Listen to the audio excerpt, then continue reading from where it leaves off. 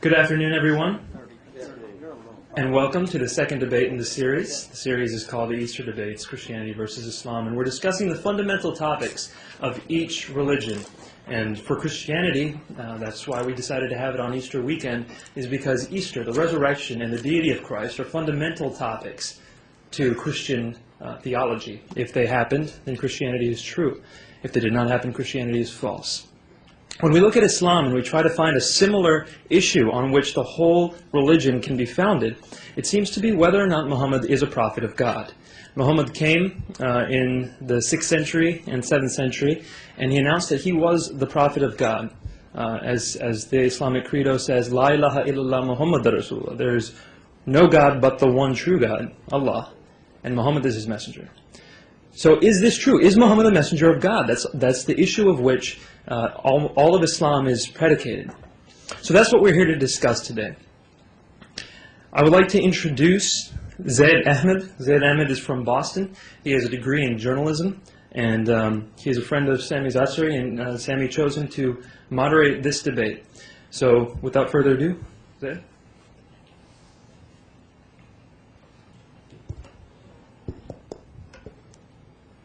Ladies and gentlemen, welcome. On behalf of all our colleagues, is the mic clear? There you go. Okay, on behalf of our Muslim friends and our Christian guests, I would like to say Assalamu alaikum wa rahmatullahi wa barakatuh, and Happy Easter to our Christian friends. Tonight's topic is Muhammad, peace be upon him, a prophet of God. Our speakers tonight, our first speaker, Sami Zaatari and David Wood. A little bit of background on both of these candidates. David Wood is a PhD student. He is currently engaging in academia with a degree in philosophy, which he is currently pursuing. And he will speak for 30 minutes. He will be the first speaker. And our second speaker is Mr. Sami Zaatari, who has come from UAE. He is originally from United Arab Emirates by way of London, UK. The format will be, ladies and gentlemen, each speaker will get 30 minutes. One speaker will come up, present his evidence, give his case, and then there will be a short interval. After both speakers have spoken for 30 minutes, we will have a break for 5 minutes. Then, following this will be the rebuttal period, where each speaker will get 15 minutes for the rebuttals. At this point, there will be a crossfire between both of the candidates, which will be increments of 5 minutes. It will be 5 groups of 3 minutes each on the rebuttals. So without further ado, I'd like to introduce the first speaker, Mr. David Wood. Without further ado, please come to the mic. Thank you.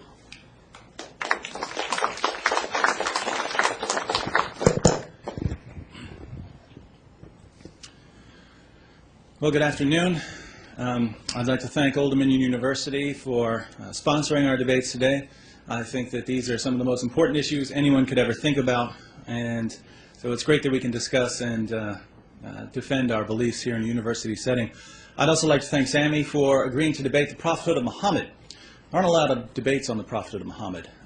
There are dozens and dozens of Muslim debaters in the world, but I only know of about 4 who are willing to debate this particular topic, and Sami is one of them. So I certainly respect his confidence and his willingness to subject his prophet to scrutiny. I've been studying the life of Muhammad on and off for about 14 years. I began studying Islam when I was still an atheist, even before I ever investigated Christianity. And after I became a Christian, I studied Islam even more, mostly because during the last decade or so, 2 of my best friends have been dedicated Muslims, and so I ended up examining the evidence for Islam over a period of years in the context of 2 close friendships. And I would say that the best context for discussing Christianity versus Islam is a careful dialogue between good friends, because this is a huge issue, and a careful dialogue will take years. And without strong friendships to bind people together, conversations of this sort will often end rather quickly in anger and resentment. Now, friends can get angry too, and I can vouch for that with my Muslim friends. But at the end of the day, you know, when your friends criticize your beliefs, they're ultimately doing it because they care about you, not to wish hell upon you or anything. So that's important. And as the Bible says, faithful are the wounds of a friend. The second best way to discuss these issues is public debate, where we can lay our evidence on the table, we can respond to one another's arguments, and everyone gets to hear both sides of the story. But presenting two sides of an issue means that whatever side you're on, you're going to hear some things that you might not agree with, some things that might make you uncomfortable, some things that might even upset you. And that's just part of debate. We're not here for an interfaith picnic. We're not here to pretend that the differences between Christianity and Islam don't matter. We're here to seek the truth about God and His messengers, even when it hurts. So throughout this debate, I'm going to speak the truth, and I'm not going to pull any punches, because I assume that if you showed up to this series, if you showed up to a series of debates on Christianity versus Islam, you are prepared to have your beliefs challenged and criticized.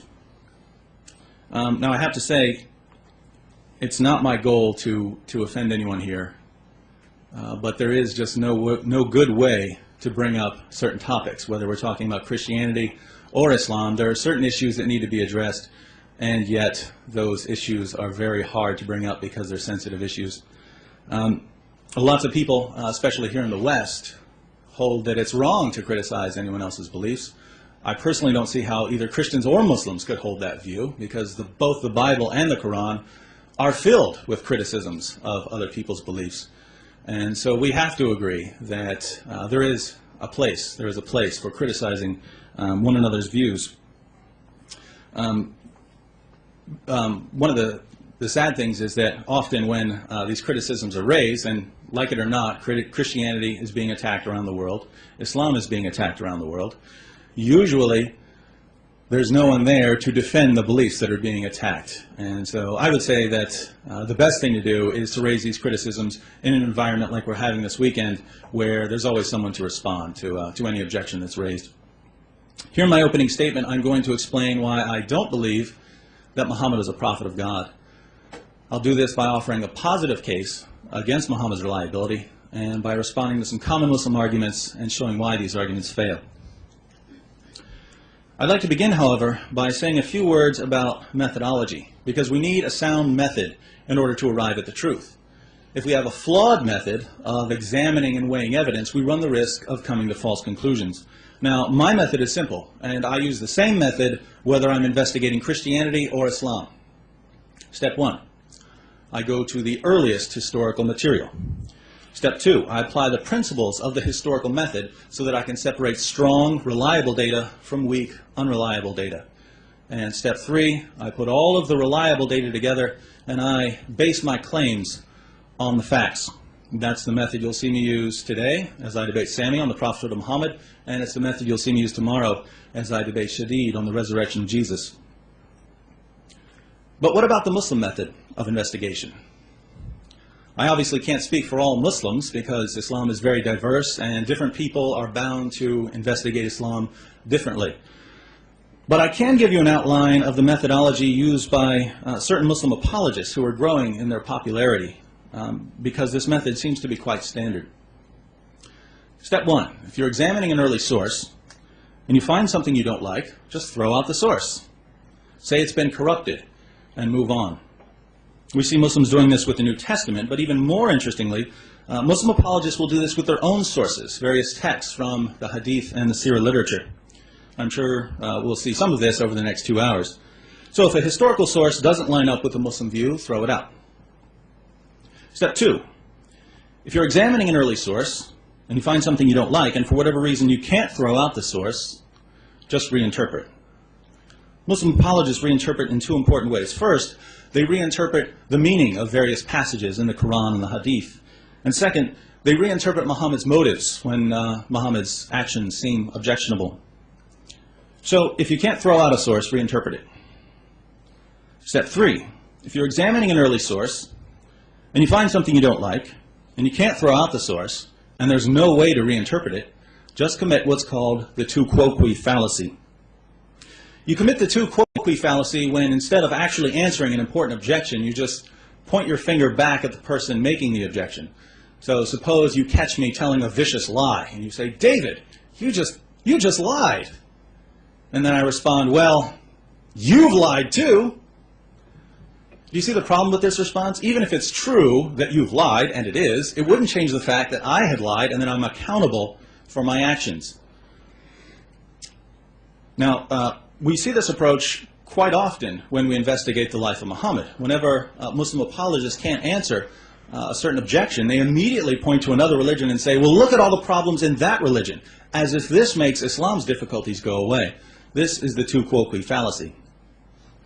So these are the three pillars of an apologetics method that's becoming quite common on the internet and in various texts by Muslim apologists.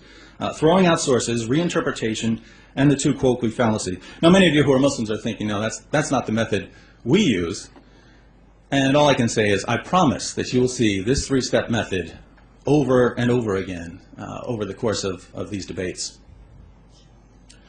All right, now that we've seen how my method compares with the method used by some Muslim apologists, let's see how these competing methodologies play out as we investigate Muhammad's reliability. From a Christian perspective, Muhammad's most interesting claims are his claims about Jesus. We'll be discussing this much more tomorrow when we debate Jesus' death, resurrection, and deity. But I think it's important to note here that Muhammad made several claims that just don't line up with history, claims about Jesus. For instance, Jesus' death by crucifixion is regarded by many historians, even non-Christian historians, as one of the best established facts of ancient history. And yet in the Quran, Surah 4:157, we read that Jesus wasn't killed and wasn't even crucified.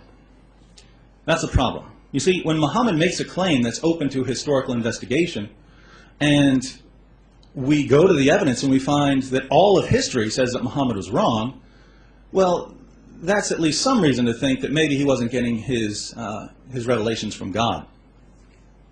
Islam faces this problem not only when we consider Jesus' death, but also when we consider his birth. According to Surah 19, Jesus began preaching as soon as he came out of Mary's womb.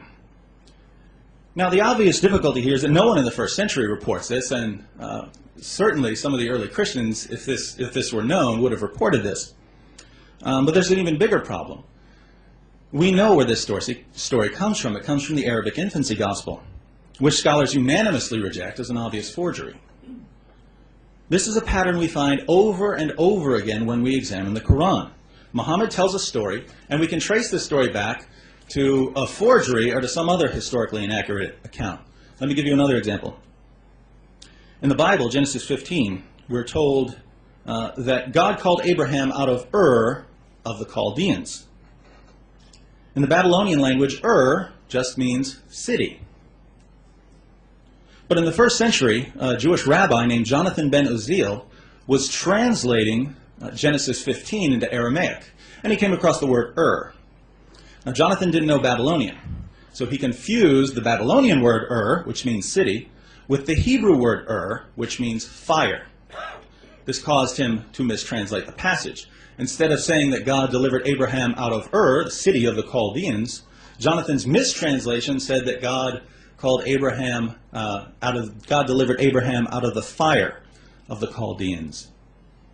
Now, why is this important? Well, Jewish writers ran with this idea of Abraham escaping from the fire. And soon the Talmud contained all kinds of stories of Abraham being thrown into the fire by the Chaldeans and being miraculously rescued by God.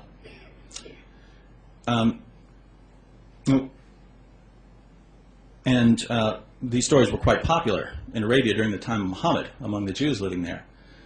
And this is crucial because in Surah 21, we read about Abraham being delivered from the fire.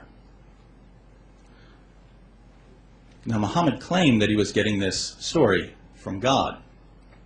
But we know from history that this entire idea of Abraham being delivered from a fire was based on a mistranslation. So what makes more sense here? That God also mistranslated the word Ur? Or that Muhammad was getting his information from the people around him? It's not surprising then to read in Surah 6:25, 8:31, and 25:5 that Muhammad's contemporaries were accusing him of copying various tales in the Quran from earlier writers. Needless to say, these historical inaccuracies, and there are many more, certainly call into question Muslim beliefs about the Quran. Another problem we find when we examine the Quran is that some of Muhammad's revelations seem too convenient, and I want to try to put this as nicely as possible. Some of the revelations seem morally convenient. The only point of certain verses in the Quran is to justify Muhammad's behavior. For instance, consider Muhammad's wives. Surah 4:3 says that Muslims can marry up to 4 women. But we know from history that Muhammad had a lot more than 4 wives. Zaatari says that Muhammad married 15 women and consummated his marriages with 13 women. We also know from various passages in Al-Bukhari that Muhammad had at least 9 wives at one time. Some say 11 at one time. Now, if the Quran says that men are allowed to have no more than 4 wives, why did Muhammad get more? Well, the answer is found in Surah 33:50, which says that Muhammad, and only Muhammad, could have as many wives as he wanted. Think about that.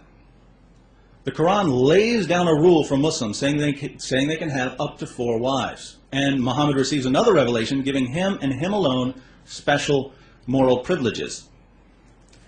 I'll just say that this bothers me, but I know that Sami has a response for us, so before you form any judgments, please wait till he gives an answer. Let's look at another revelation.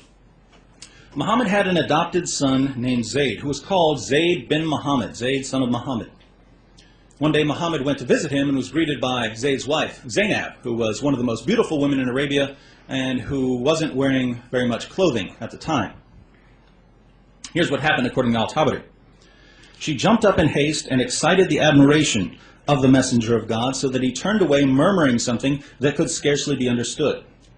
However, he did say overtly, "Glory be to God the Almighty. Glory be to God who causes hearts to turn." When Zayd found out that Muhammad was attracted to his wife, he decided to divorce her. Muhammad, of course, was worried about what people might think, and so he said, "No, keep your wife." But by that time, Zainab had found out that Muhammad was attracted to her. So she began despising her husband Zayd. And Zayd, wanting to give his adopted father whatever he wanted, divorced his wife. Muhammad was still worried about what people might think if he married Zainab, but then he began receiving revelations to justify the marriage. He received Surah 33:37, which says that it's okay to marry the divorced wives of your adopted sons. But people began criticizing him anyway. They said, wait a minute, Muhammad told us that it's wrong to marry the divorced wives of our sons, and yet he himself did it. So Muhammad received another revelation, Surah 33:5, which says that adopted sons aren't really sons, and so the rule just doesn't apply. From that point on, Zayd was no longer called Muhammad's son, and Muhammad and Zainab lived happily ever after. Here again, Muhammad's revelations seem too convenient. The Quran is supposed to exist eternally in heaven, and yet certain parts of it have more to do with justifying Muhammad's actions than with guiding humanity. Now, if that offends you at all, don't take my word for it. Aisha herself, Muhammad's favorite wife after Khadijah, notice this. In Sahih al-Bukhari, number 4788, Muhammad received one of his revelations, and Aisha says to him, "I feel that your Lord hastens in fulfilling your wishes and desires." So Aisha noticed this correlation. But things get much worse, because there are also some spiritual issues that seriously call Muhammad's reliability into question. I don't know what to make of all these spiritual issues. I'll just say, when I look at history and I'm trying to figure out who I should listen to, who the reliable messengers of God are, this certainly bothers me. We know from Muslim records that when Muhammad began receiving revelations in the cave on Mount Hira, his first impression was that he was demon-possessed. Later, his wife Khadijah and her cousin Waraka convinced him that he wasn't possessed, he was a prophet of God. Now, what happened in that cave when Muhammad began receiving revelations? I don't know. But I know this, when Muhammad ran out of the cave with Surah 96 ringing in his ears, he was convinced that he encountered something bad. And that's a problem. It's not the only problem. Think about the satanic verses, the verses that Muhammad delivered to his followers and later claimed were from the devil. Here's what happened. When Muhammad was preaching in Mecca, he didn't win very many converts. But he wanted his countrymen to accept Islam, and he was hoping to receive a revelation that would help them. Then one day he got the revelation he was looking for. It said, "Have you not heard of Alat and Alusa and Manat, the third, the other? These are the exalted cranes whose intercession is to be hoped for." This is what Surah 53 originally said. It said that in addition to Allah, there are three goddesses that Muslims can pray to: Alat, Alusa, and Manat. Muhammad delivered these verses to his followers. He bowed down in honor of them, and his followers bowed down with him. But a little later, Muhammad came back and said that these verses, which he had delivered as part of the Quran, weren't really from God, they were from Satan. And he replaced them with the words that we find in the Quran today. So when you read Surah 53, keep in mind the fact that it originally promoted polytheism, and that Muhammad couldn't tell the difference between a revelation from God and a revelation from Satan. Those are problems if we think about his reliability. It's also interesting to note that at one point late in life, Muhammad was the victim of a magic spell that lasted about a year. According to several passages in Al-Bukhari, one of the Jews stole Muhammad's hairbrush and used it to cast a spell on him. The spell made him delusional. So according to Muslim sources, God's greatest prophet, at the peak of his prophetic power, was the victim of black magic for about a year. That's a problem. Now let's put all this together. Muhammad made certain claims that we can investigate historically, and when we investigate them, we find that these claims are false. We know that some of Muhammad's revelations were convenient, giving him special moral privileges. Beyond this, the evidence shows, one, that Muhammad originally thought he was demon-possessed, two, that he delivered verses from Satan, and three, that people could cast spells on him. I would say that these facts, taken together, are enough to rule out Muhammad as a prophet, unless there's good evidence for Muhammad's prophethood that outweighs all of these issues. So is there good evidence for Islam? Let's consider three of the most common arguments used to show that Muhammad was a prophet. First, there's the argument from literary excellence, which is really more of a challenge than an argument. We find this challenge in several places in the Quran. Surah 223 says, "If you are in doubt as to that which we have revealed to our servant, then produce a chapter like it, and call on your witnesses besides Allah, if you are truthful." So the claim is this: each chapter of the Quran is so amazing that it could only come from God. And if you want to prove that it's not from God, just try to write something like it. In case you've never read a chapter of the Quran, I'll give you an example. This is Surah 109. "Say, O unbelievers, I do not serve that which you serve, nor do you serve him whom I serve, nor am I going to serve that which you serve, nor are you going to serve him whom I serve. You shall have your religion, and I shall have my religion." That's a surah. It's one of the short ones. Some are much longer. The question is, are these words so amazing that they could only come from God? Obviously not. So at this point, Muslims usually say, well, it only works in Arabic. And here, I just have no clue what Muslims could possibly mean. Surah 109, like every other surah in the Quran, is composed of words, one after another, arranged so that they can convey some sort of meaning. If you say that only God could write Surah 109, then you're saying that a human being couldn't possibly arrange words in the order we find in the Arabic version of this surah. Now that's just absurd. Human beings can arrange words in whatever order we like. And so the Muslim claim makes no sense, at least to me. Just imagine what you would think if one of Shakespeare's fans said that if you can't write a play like Romeo and Juliet or a play like Hamlet, you have to admit that Shakespeare was inspired by God. This argument wouldn't impress anyone. But even if we take the argument from literary excellence seriously, we only need to do a little historical research in order to learn that Muhammad's challenge has been met over and over and over again for nearly 14 centuries. Now, I know what the Muslims in the room are thinking. No, everyone who has tried this has failed. Well, failed according to whom? To Muslims? I'm not sure that Muslims are impartial judges of the literary quality of the Quran. But besides this isn't a challenge for Muslims. This is a challenge for unbelievers. Muslims aren't the judges here. Supposedly, when a person tries to write something like a chapter in the Quran, he'll find that it just can't be done, and he'll feel ashamed. But that's not what happened, and we know that this isn't what happened even in Muhammad's time. In the early Muslim sources, we read about a man named Al-Nadir. When Muhammad was in Mecca, Al-Nadir used to follow him around. When Muhammad would deliver a passage from the Quran, Al-Nadir would say, "I can tell a better story than that."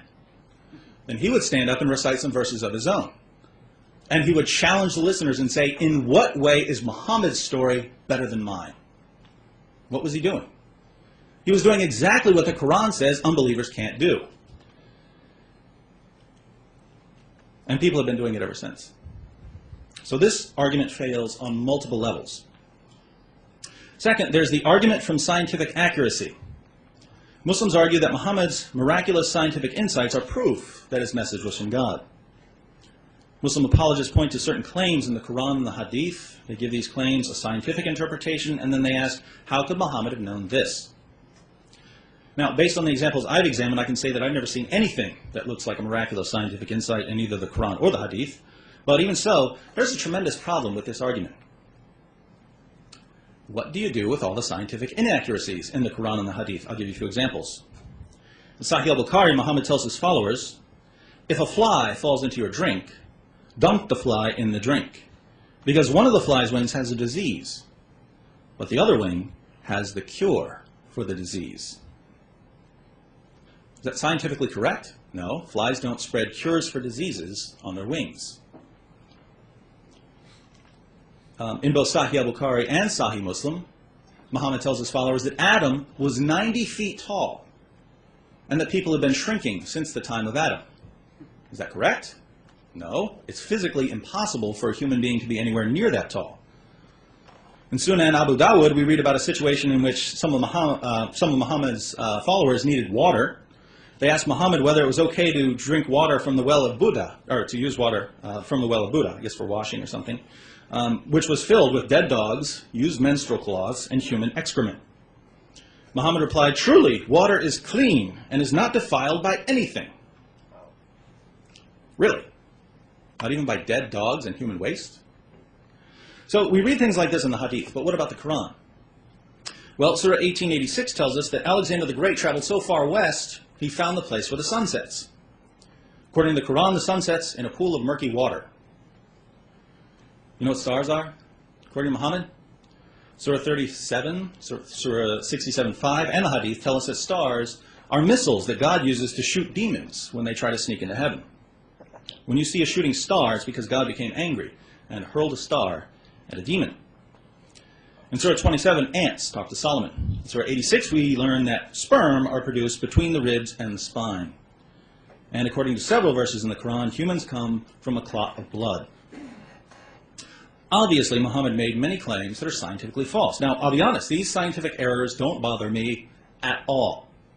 I don't expect someone writing in the 7th century to have a modern scientific worldview, even if he is a prophet. That's not what I'm arguing. All I'm saying here is that the argument from scientific accuracy, the argument that says we know that Muhammad was a prophet because of his scientific accuracy, this argument fails.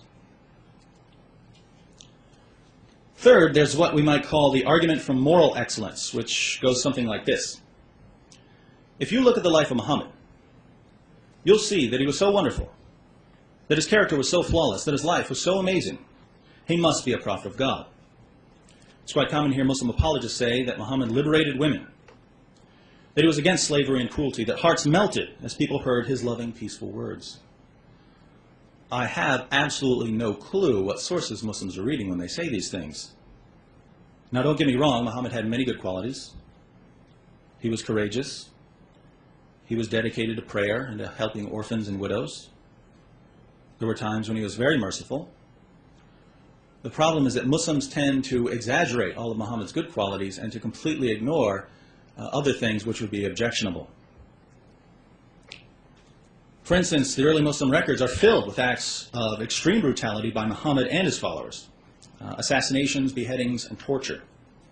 We find Muhammad ordering his followers to kill people who insult him, to kill people who write poetry against Muslims, and of course to kill people who leave Islam. If you'd like details, let me know. As Muslims in the room know, the Quran allows men to have sex with their slave girls and female captives, those whom your right hands possess. We find this in Surah 4:24, 23:6, and 70:30. Surah 33:50 specifically grants Muhammad the right to have sex with his slave girls, and we know that he took advantage of this verse because he eventually got one of them pregnant, Mary the Copt. Most people today would say that it's wrong to have sex with your slave girls and captives in battle. Here we could also think about Muhammad's relationship with his wife Aisha. It's a historical fact that Muhammad had sex with a 9-year-old girl named Aisha. Now you can say, well, this was a different culture, there were different rules back then, fine. But the fact remains, most people in the West at least would consider this immoral. Certainly not what we would expect from the greatest man in history. And this is just a sample of the details we find in the early Muslim literature. There's much more we could talk about. Muhammad winning converts by robbing caravans. Muhammad starting a war with Mecca when he could have lived in peace in Medina. Muhammad beheading hundreds of Jews who tried to defend themselves when they realized that they were being eliminated. Muhammad enslaving people, selling slaves, trading slaves, and so on. No one who isn't already a Muslim would look at Muhammad's life and conclude that he was the greatest human being who ever lived, or that because of his great character, he must be a prophet. As far as I'm concerned, you can do whatever you want with the moral issues I'm raising. The only point I'm trying to make here is that the argument for moral excellence, since it appeals to people's moral sense, their sense of right and wrong, in order to determine that he's a prophet, is going to fail, just like the argument from literary excellence and the argument from scientific accuracy. There are, of course, other arguments that Muslims use, but they're, I think, even weaker than the 3 I've already addressed. So I would say that all of the arguments used by Muslims fail. Now, if I'm right about this, then there's just no good evidence for Islam, and that means that we're left with numerous problems and nothing to outweigh these problems.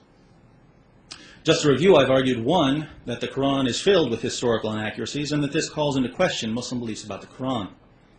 2, that some of Muhammad's revelations are extremely suspicious, because they seem to have no purpose other than fulfilling his desires. And even Aisha noticed this. And 3, that Muhammad's belief that he was demon-possessed, combined with the fact that he admittedly delivered revelations from the devil and was a victim of black magic, destroys his credibility. I've also shown that 3 of the most common arguments for the prophethood of Muhammad fail. And how do modern Muslim apologists respond to all of this? Well, I've described the 3-step method used by many popular Muslim apologists: throw out sources, reinterpret, and commit the 2 quoque fallacy. It's no secret then that in the course of this debate, I expect Sami to throw out a lot of historical material, to reinterpret several passages, and to attack Christianity and the Bible whenever possible in order to divert our attention away from the issue we're discussing, namely Muhammad. Now, I hope I'm wrong. I hope Sami surprises me and uses a sound method of investigation, but we'll see what happens. To win this debate, Sami will need to do 2 things. First, he'll need to show that the arguments I've presented are somehow weak or flawed. And second, he'll need to show that there's good evidence that supports the prophethood of Muhammad, enough to outweigh the difficulties I've raised. Until he does both of these, I think we're entirely justified in concluding that Muhammad was a false prophet.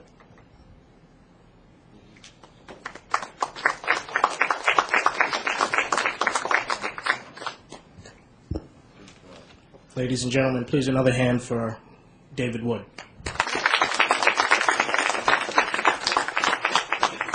Up next, we will have 30 minutes. It will be a rebuttal and presentation by Sami Zaatari. And from there will be a 5-minute break. So, Sami, without further ado, please give us your presentation. Thank you.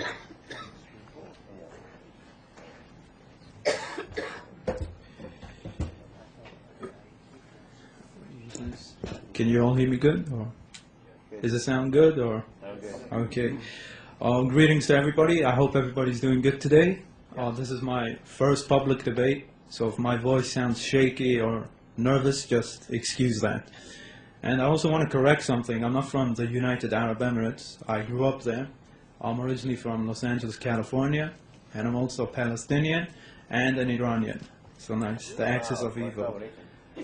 So either way, now tonight's debate is about who is Muhammad? Is he a prophet of God? Now, I say yes, I'm a Muslim. I say, of course, he's a prophet of God. The criteria that I'm going to use today wasn't mentioned by David. I'm not going to argue from scientific accuracy. I'm not going to argue from the Quranic literacy, because that has nothing to do with it.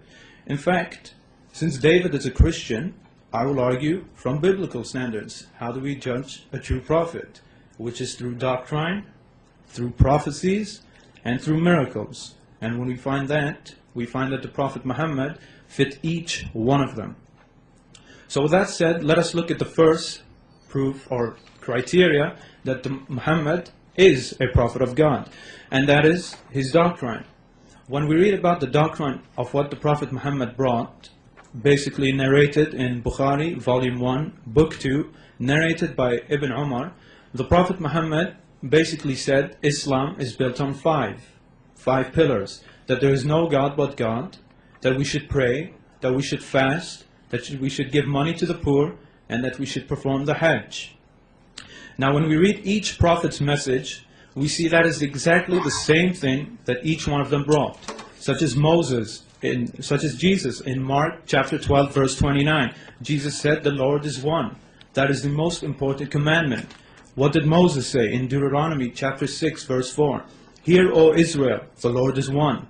That's what they taught. And now what does the Quran say in Surah 112? It says, there is only one God, the eternal God. So as you can see, each doctrine matches the other. Every single prophet in the Old Testament, from Ezekiel to Jeremiah, each one of them taught the same doctrine. That there is only one God, and that we should pray to this God, and that we should fast, give to the poor, etc., etc. The Prophet Muhammad did not bring anything new, a new doctrine saying, worship three gods in one.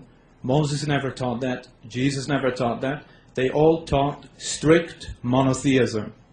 So basically, we can conclusively say that he brought the same doctrine. I can go in more detail, but I want to save time because I want to respond to the points he brought up. Now, the second criteria is prophecy. What prophecies did he bring? I'm going to bring you two explicit prophecies which you can see with your own eyes today. Not vague prophecies like in the Old Testament, which can be interpreted in 50 different ways, which are very vague.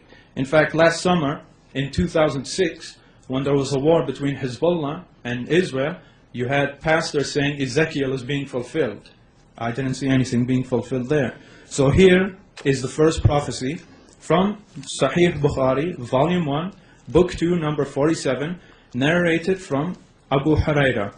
This is what the Prophet said. When the shepherds of the black camels start boasting and competing with others in the construction of higher buildings and towers. So basically the Prophet Muhammad said that his people in that area, the peninsula, which is now UAE, Bahrain, Qatar, Saudi Arabia, Oman, Yemen, he said they would start competing with each other and boasting with each other for the construction of high buildings. Now I grew up in the UAE. I'd like you all to go to the UAE. Right now they have the tallest standing structure in the world, the Burj Dubai. They have the tallest hotel in the world, the Burj Al Arab. And they're building the tallest apartment building, the tallest hotel apartment building. And there are around 10 other buildings in Dubai which are in the top highest 100 buildings in the world. In fact, even in Saudi Arabia, they have one of the buildings which is ranked 94th in the world. In fact, what makes it more interesting is that Kuwait and Bahrain right now are competing to build another taller building than the one that is being built in Dubai. So not only has this prophecy been fulfilled, it's been fulfilled to a greater extent since they're even building the tallest buildings on this planet.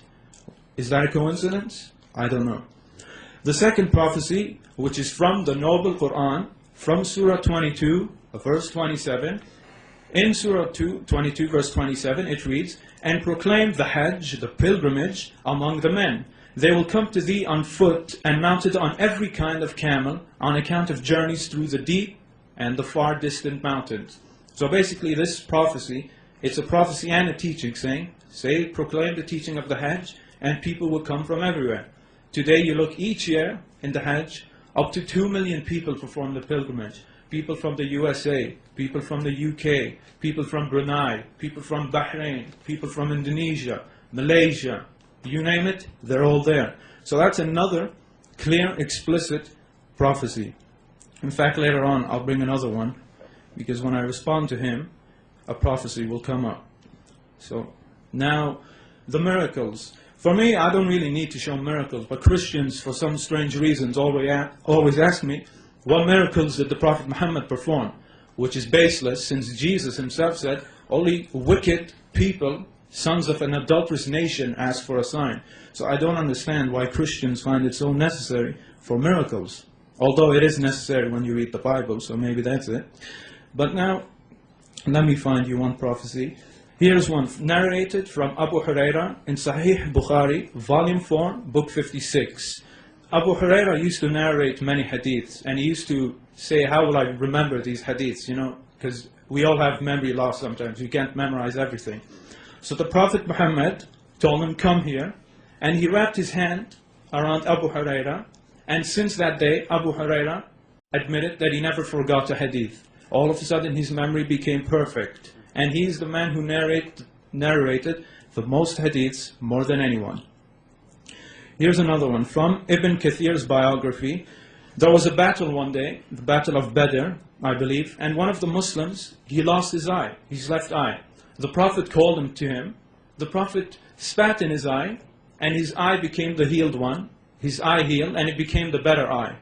So, if that's not a prophecy, then I don't know what is. When your pupil comes out, and a man comes, spits in it, and it becomes the better eye. So these are just a few miracles for you. There are many more, but for me, I don't really need miracles to prove my faith.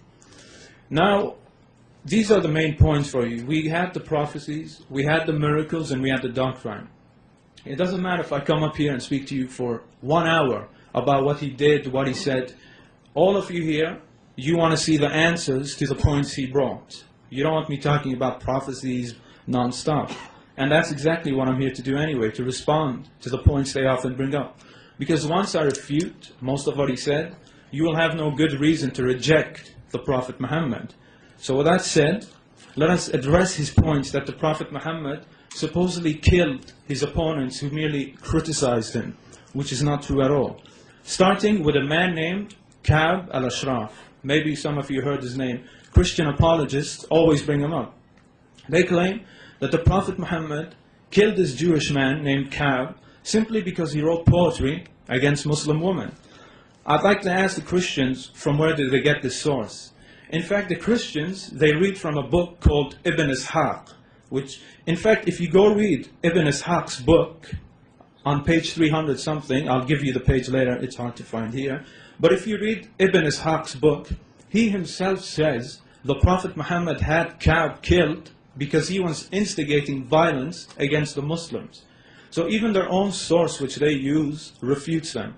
So I would like to ask the Christians, from where did you get this basis, this false basis, that the Prophet Muhammad killed Ka'b for simply criticizing him? In fact, let's refute you even more. From pages 5 to 7, in Ibn Kathir's biography, which he quotes from Ibn Ishaq, we read that Ka'b al-Ashraf went to Mecca, which is basically the pagan stronghold of the pagans, of the Quraysh, and he incited them for violence. He told the pagans, rise up and go fight against the Muslims. And he did not leave until each pagan got off their feet and was ready to kill a Muslim.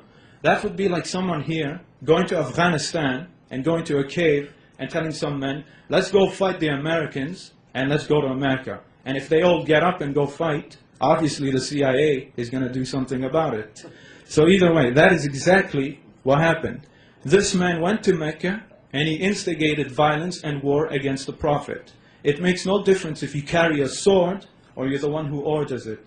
In fact, a treaty was made between the Muslims and the Jews that no one would have alliances with the pagans. And if they did have alliance with the pagans, then they would suffer the consequences. So it is his own fault of what happened.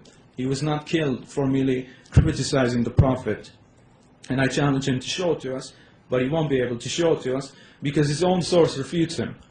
Now what about the man named Abu Affaq and Asma bint Marwan? These are two other people who supposedly got killed for criticizing the Prophet. First of all, let us start with the Jewish man named Abu Affaq. I'm sure many of you will hear it later. This is the exact same case as the previous man. We read in the Sariya of Umair ibn Adi and the Sariya of Salim bin Umair, which is basically accounts.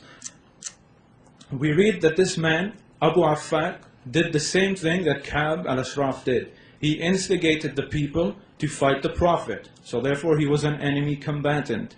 What about Asma bint Marwan? She did the same thing. She wrote poetry instigating people to fight the Prophet. So therefore they got what they deserved for instigating violence. In fact, David Wood has to be consistent. He's trying to pull a rug over us by saying the two-quo fallacy. I'm debating a Christian tonight. He must follow biblical standards to attack the Prophet. I challenge him, where in the Bible does it say it's forbidden to kill someone who speaks against you? In fact, it says the opposite. In Leviticus chapter 24, verse 16, it says that anyone who blasphemes against the Lord should be killed. Tomorrow when I debate Nabil on Jesus, what I'm doing is blasphemy. I should be killed according to the Bible. So therefore, I don't know from where he's getting his arguments. Let us assume that the Prophet simply killed them for criticizing him, which he didn't. Even if he did that, that wouldn't make him a false prophet according to the Bible. And some people might say insulting a prophet isn't blasphemy. Well, it is, because the prophet has God as his witness. If you call a prophet a liar, you're calling God a liar. What is that? That's not blasphemy? So either way. Now what about the Jews? He brought up the point that the Prophet Muhammad slayed the innocent Jews. Well, first of all, when the Prophet Muhammad went to Medina, which is the city beside Mecca, the Prophet Muhammad and the Muslims, they made a treaty with the Jews, which is outlined in pages 231 to 234 in Ibn Ishaq's book, and pages 213 to 214 in Ibn Kathir's. I'll give you a summary of what the Muslims and the Jews agreed upon. Both groups agreed that the Jews would have their own religion and the Muslims would have their own religion. They also agreed that the Jews are one nation with the Muslim. So much for anti-Semitism. They also agreed that the Jews would bear their own expenses and the Muslims would bear their own expenses. They also agreed that the Jews and the Muslims would help each other in war. So if a Jew was getting attacked by the Quraysh, the Muslims would help them in the war. And another agreement was, those who help the Quraysh, such as Ka'b, will get no protection and they will become an enemy combatant. And another agreement, whoever kills or fights a Muslim, or vice versa, whoever kills or fights a Jew, they will come under justice and they will be punished. They both agreed to these treaties. So anyone who breaks these treaties should not cry when the consequences arrive. So what about the Bani Qaynuqa? That's one of the Jewish tribes. They're called Bani Qaynuqa. They were the first tribe. I think he'll bring them up, or some other apologists will bring them up. They claim that the Prophet Muhammad kicked them out for no reason. First of all, if you read what happened, the whole story is this. There was a Muslim lady who was walking into a marketplace of these Jewish people. And when she sat down, one of the Jewish merchants, he put something on her dress, so when she got up, she got exposed. Now there was a Muslim at the scene, so he got very angry, and he ran towards the Jew, and he killed the Jew. Now that is a crime. But what happened, instead of the Jewish people following, saying justice, they lynched the Muslim.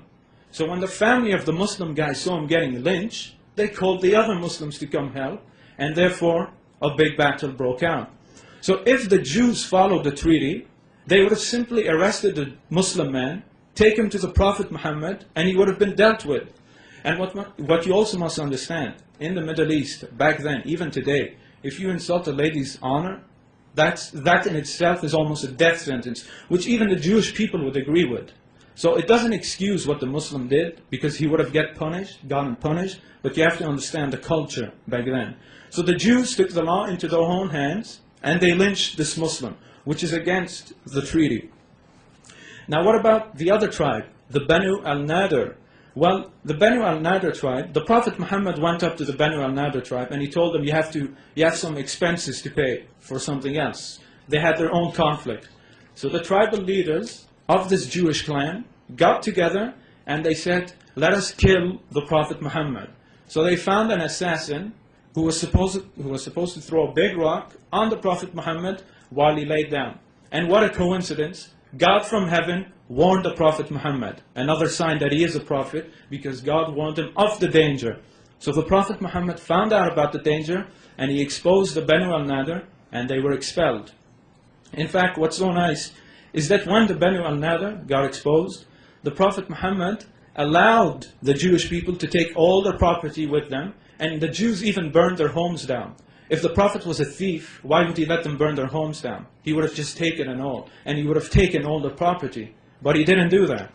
So much for being a thief. He let them go with their property. Do we see that today? Like when the Jews kicked the Palestinians out of Palestine, like my grandmother, did they let her take her property? No. And she died 2 weeks ago, and I dedicate this debate to her. So, another Jewish tribe, the one they always bring up, the Bani Qurayza, the 800 Jews who were beheaded, they always try to make it seem so bad. First of all, there's a whole story behind this. I'll try to explain it in 5 minutes. As you know, the Muslims were at war with the pagans. Now one day the pagans decided, let's go attack Medina. So the Prophet found out about it, so he made a plan with the Muslims. Let us dig a trench around Medina. And they only dug the trench at the north of Medina, because Medina was covered by mountains and trees. So it would have been too hard for the Quraysh to go from there. They only could enter from the north. So the Muslims built a trench around Medina. Now during the siege, some of the Qurayshi, they managed to get someone through to the Bani Qurayza. Now you must understand, the Bani Qurayza are at the south of Medina. The Muslims are at the north. So one pagan from the Quraysh went to the Bani Qurayza and he told them, join us in this assault against the Muslims. Now remember, I told you there's a treaty between the Muslims and the Jews. And this guy is telling the Jewish tribe, join us. And what happened? The Bani Qurayza agreed. So this was like Judas, because the Muslims didn't build a trench at the south. They expected the Jewish tribe to protect them. So if the attack went through, I would not be here today, because the entire Muslim population would have been wiped out. But God protected the Muslim, another sign that Muhammad is a prophet. He made the conditions so bad for the pagans, so windy, so dusty, that they couldn't mount their attack. And the Bani Qurayza couldn't do what they wanted to do. So then the Prophet Muhammad found out about what the Bani Qurayza did, which was the worst treachery. They were going to assault the Muslims from the south with the pagans, which was breaking the treaty. So the Prophet Muhammad said, we're going to go attack the Bani Qurayza for what they did, which is completely justified. The Jews signed the agreement. They all agreed that they would face the consequences. In fact, perhaps the Prophet Muhammad would have given them mercy. We look at the Bani Qaynuqa tribe and the Banu al-Nadir tribe. Did the Prophet kill them all? No, he let them go. But when the Muslims reached the forts of this Jewish tribe, they started insulting the Muslims and insulting the Prophet, and they were asking for a fight. So instead of asking for mercy and apologizing, they were continuing to instigate the fight. So the Bani Qurayza became under siege for like 2 weeks, I believe. I'm not sure about the amount. And what happened at the end, the Bani Qurayza asked for a man named Sa'd. Sa'd was a former Jew who was part of an alliance with the Bani Qurayza tribe. So the Bani Qurayza asked for Sa'd to judge them. And the Prophet Muhammad agreed. This man will judge you. So what did Sa'd do? He judged the Jews by their own law. He said, all the women and children shall be taken as captive, and all the men shall be killed. And the Jewish leader himself said, you have judged us by God. He even knew he was getting exposed by his own law. And if you want the ruling from the Bible, it is from Deuteronomy chapter 20, verses 13 to 14, where it says, if you besiege a town, kill all the men, leave all the women and children. So it's okay for the Jews to have that law to do to other people, but when it happens to them, it's all wrong. Double standards, I don't know. So either way, they broke the treaty, and they were judged by their own man. So the Prophet Muhammad did not commit anything wrong. He did not simply kill 800 innocent Jews. Now what else should I... Okay, the magic. He said the Prophet Muhammad, black magic was worked on the Prophet. What he doesn't know is that this story proves that Muhammad is a prophet of God. It's amazing. This story is actually proof that he's a prophet. Now, as he said, he gave you the details. A Jew took the hair of the Prophet and he performed black magic. Basically, what happened to the Prophet, he used to imagine that he was having sex with his wives when he wasn't. That's all the magic did to him. It did not interfere with the Quranic revelation. That's all it did. But what happened is, at the end of the day, 2 angels came to the Prophet and they told him where to go to find this hair comb so he could break the black magic. And what happened? He went to the spot and he destroyed the black magic. In fact, there's a wisdom behind all of this story, which is, put your faith and trust in God. Because while the Prophet was under the bewitchment. He never relied on enchantments or all of these other things. He simply relied on God's help. And what happened in the end? God sent 2 angels to the prophet, and he was healed. Now, a Christian has to be consistent. If you want to accept the first part of the story, you have to accept the second part of the story, which is that angels were sent by God to protect and heal the prophet. You can't have it both ways, accept one part and reject the others. You can't have your cake and eat it. So which one is it? So now, what about another thing? What about the satanic verses? First of all, they're not even called the satanic verses, so we should be a bit more respectful, not give it the Christian Orientalist insulting way of calling it the satanic verses. It would be like me calling the Bible a book of porn because of so much sex, but I don't do that. So let us stick to what they're actually called in Arabic. Now this story, although many scholars say it's not authentic, I'm not going to do that because I don't need to. This story proves Muhammad is a prophet. In fact, I hope the scholars say the story is true because it proves he's a true prophet. Basically what happened one day, the prophet was reciting a verse and Satan whispered into his ear and by mistake he said those verses. So what happened the day after or a few hours later? The angel Gabriel came to him and corrected him. Now if the prophet is a false prophet, why is the archangel Gabriel coming to him from God telling him, I didn't send this to you? Does that make any sense? So again, if you want to accept the first part of the story where Satan came to him and gave him these false verses, accept the second part of the story where the angel Gabriel came from God and told him, these are the true verses, get rid of the other verses. In fact, David is selectively quoting the Quran. According to Muslims' belief, other prophets went through the same thing. Other prophets were also deceived for a while by Satan, and the Quran and God helped them, just like in this case. So to a Muslim, this has happened to other prophets. In fact, it would make no sense for David to come up here and say, Satan came back to Muhammad and told him to get rid of these verses. Because his own Bible, Mark chapter 3, verses 22 to 26, says, how can Satan drive Satan out? Because the Jews used to accuse Jesus of performing his great miracles by the power of Satan. And Jesus told them that doesn't make any sense. Satan cannot fight against Satan. He can't stand against himself. Because if Satan opposes himself, it's a divided nation. It makes no sense. So if you want to accept the story, then you must accept Muhammad is a prophet because the angel came to him, Gabriel, the archangel, and told him of this mistake. So I don't know how that disproves him. What about, he brought up another point. He said the Prophet Muhammad thought he was demon-possessed. Exactly. What he doesn't tell you is the context of the society. The Prophet Muhammad grew up in a society which was completely pagan. He didn't grow up in Palestine where they knew about prophets, where they knew about angels. He knew very minimal. To his people, when a supernatural event happens, they believe it's Satan or a jinn coming to you, a demon. So if I grow up in a society where my parents and everyone tells me that, hey, if something supernatural happens to you, it's a devil. And then something supernatural happens to me, what am I going to think? I'm going to think it's a devil because that's what I'm taught. But if I grew up in Palestine and I know about angels, I know about all of these things, if I have a supernatural event happening to me, I'll say maybe this is an angel. In fact, when the Prophet went to a Christian man, Waraqa, the Christian man was familiar with these things, and he told him it was angel Gabriel. So a Christian came to the defense of the Prophet. So that proves he wasn't demon-possessed. Just because he thought he was doesn't mean he was. It was only because of the culture he grew up in.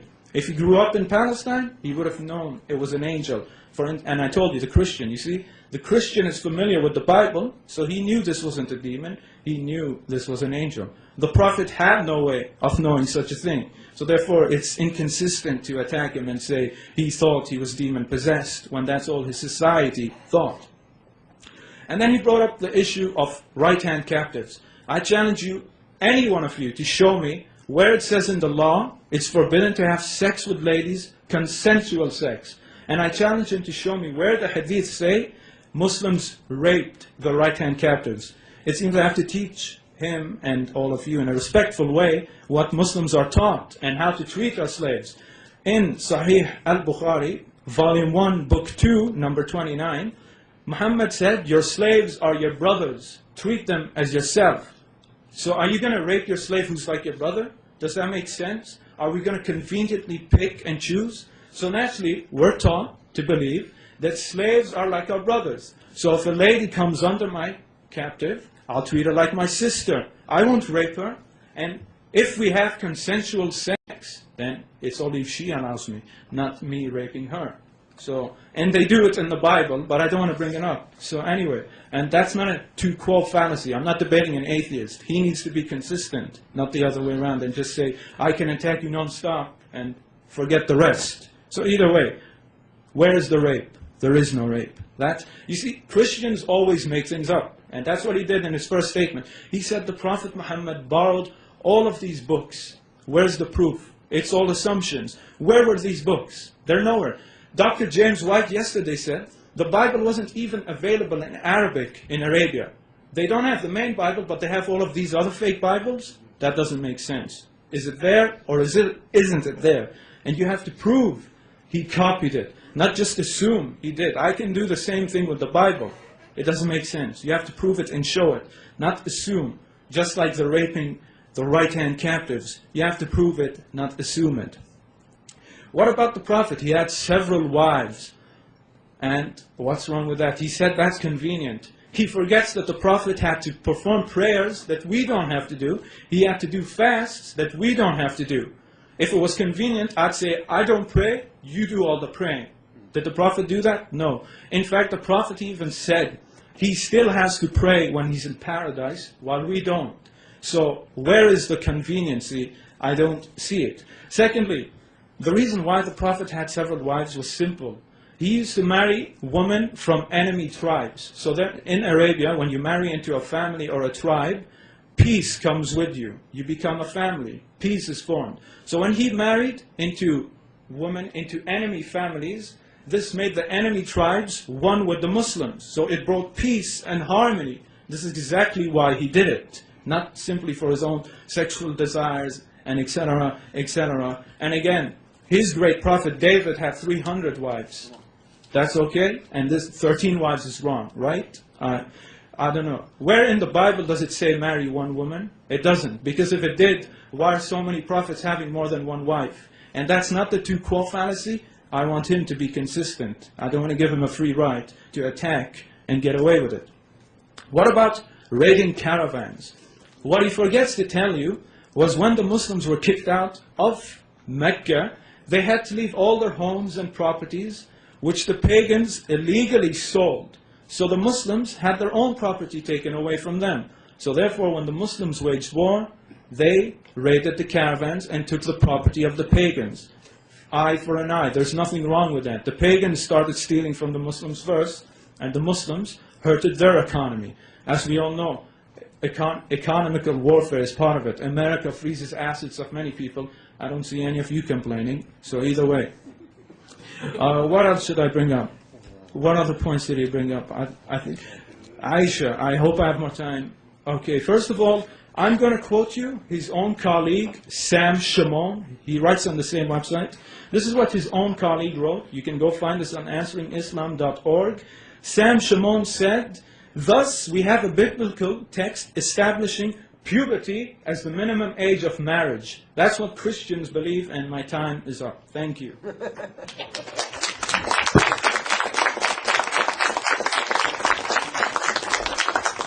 We now have time for a 5-minute break. Turn off pagers and cell phones. Does anyone still use pagers anymore? Yeah, because I get one in the hospital, and to me pagers are part of my life, but I don't think anyone else does, because you don't get to answer your pager and just look at it. Anyway, okay, so please turn off pagers and cell phones, put them on vibrate or silent, preferably turn them off because they've been known to have minds of their own and just ring randomly. So what we're about to do now is we're about to begin the rebuttals. We just heard opening statements from David and from Sami, and now the object of the next 15 minutes each is to show how the other person's opening statement was inaccurate and also to defend one's own opening statement. So at this point, I will ask David Wood to start with the rebuttals.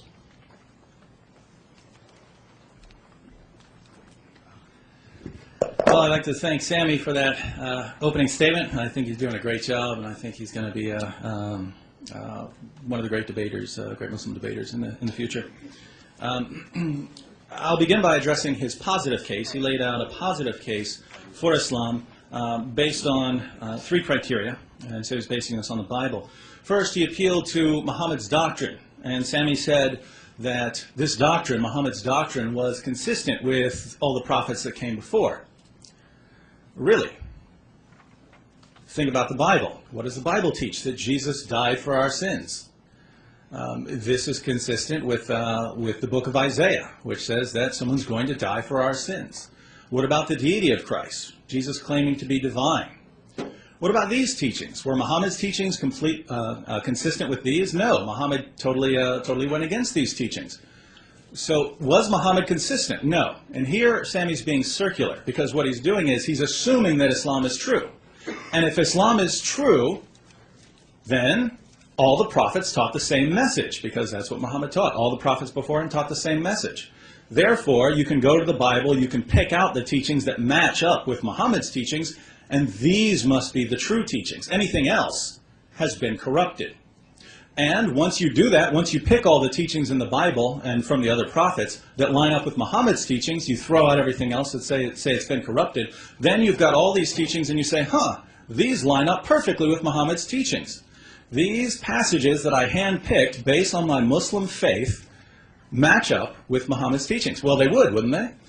And then you notice this amazing consistency and say, therefore Muhammad's a prophet. But that's what you had to assume at the beginning. Because if we don't assume that, then how do we approach this? We say, all right, we look at Muhammad's teachings, let's look at what the Bible says. Does it match up? No, it doesn't. So you have to assume that Muhammad is a prophet in order to justify throwing out all these teachings.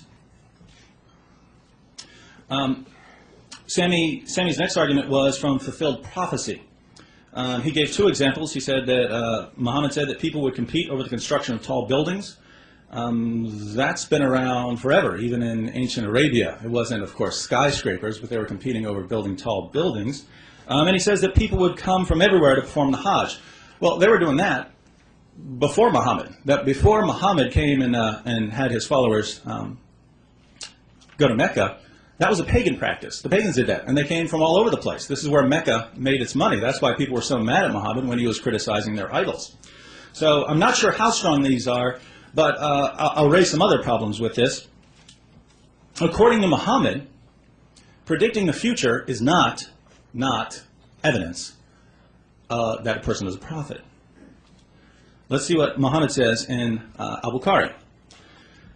Some people asked Allah's messenger about the foretellers. These were fortune tellers, people who were predicting the future. He said, they are nothing. They said, "O Allah's messenger, sometimes they tell us of things which turn out to be true." So these people are predicting the future, and they're doing it accurately.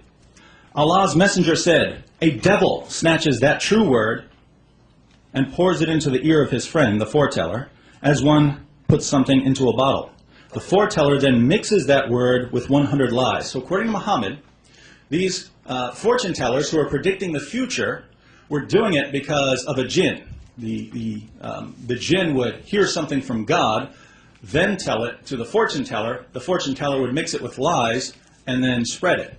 And Muhammad says this is no evidence at all, even if they were getting it right. And so the examples that Sami presented I don't think are very persuasive. For instance, the people coming to Mecca from the Hajj. I mean, Jesus said that the gospel would be preached in all nations. The gospel is now being preached in all nations. I wouldn't consider this a tremendous fulfillment of prophecy. I wouldn't use that as evidence, probably.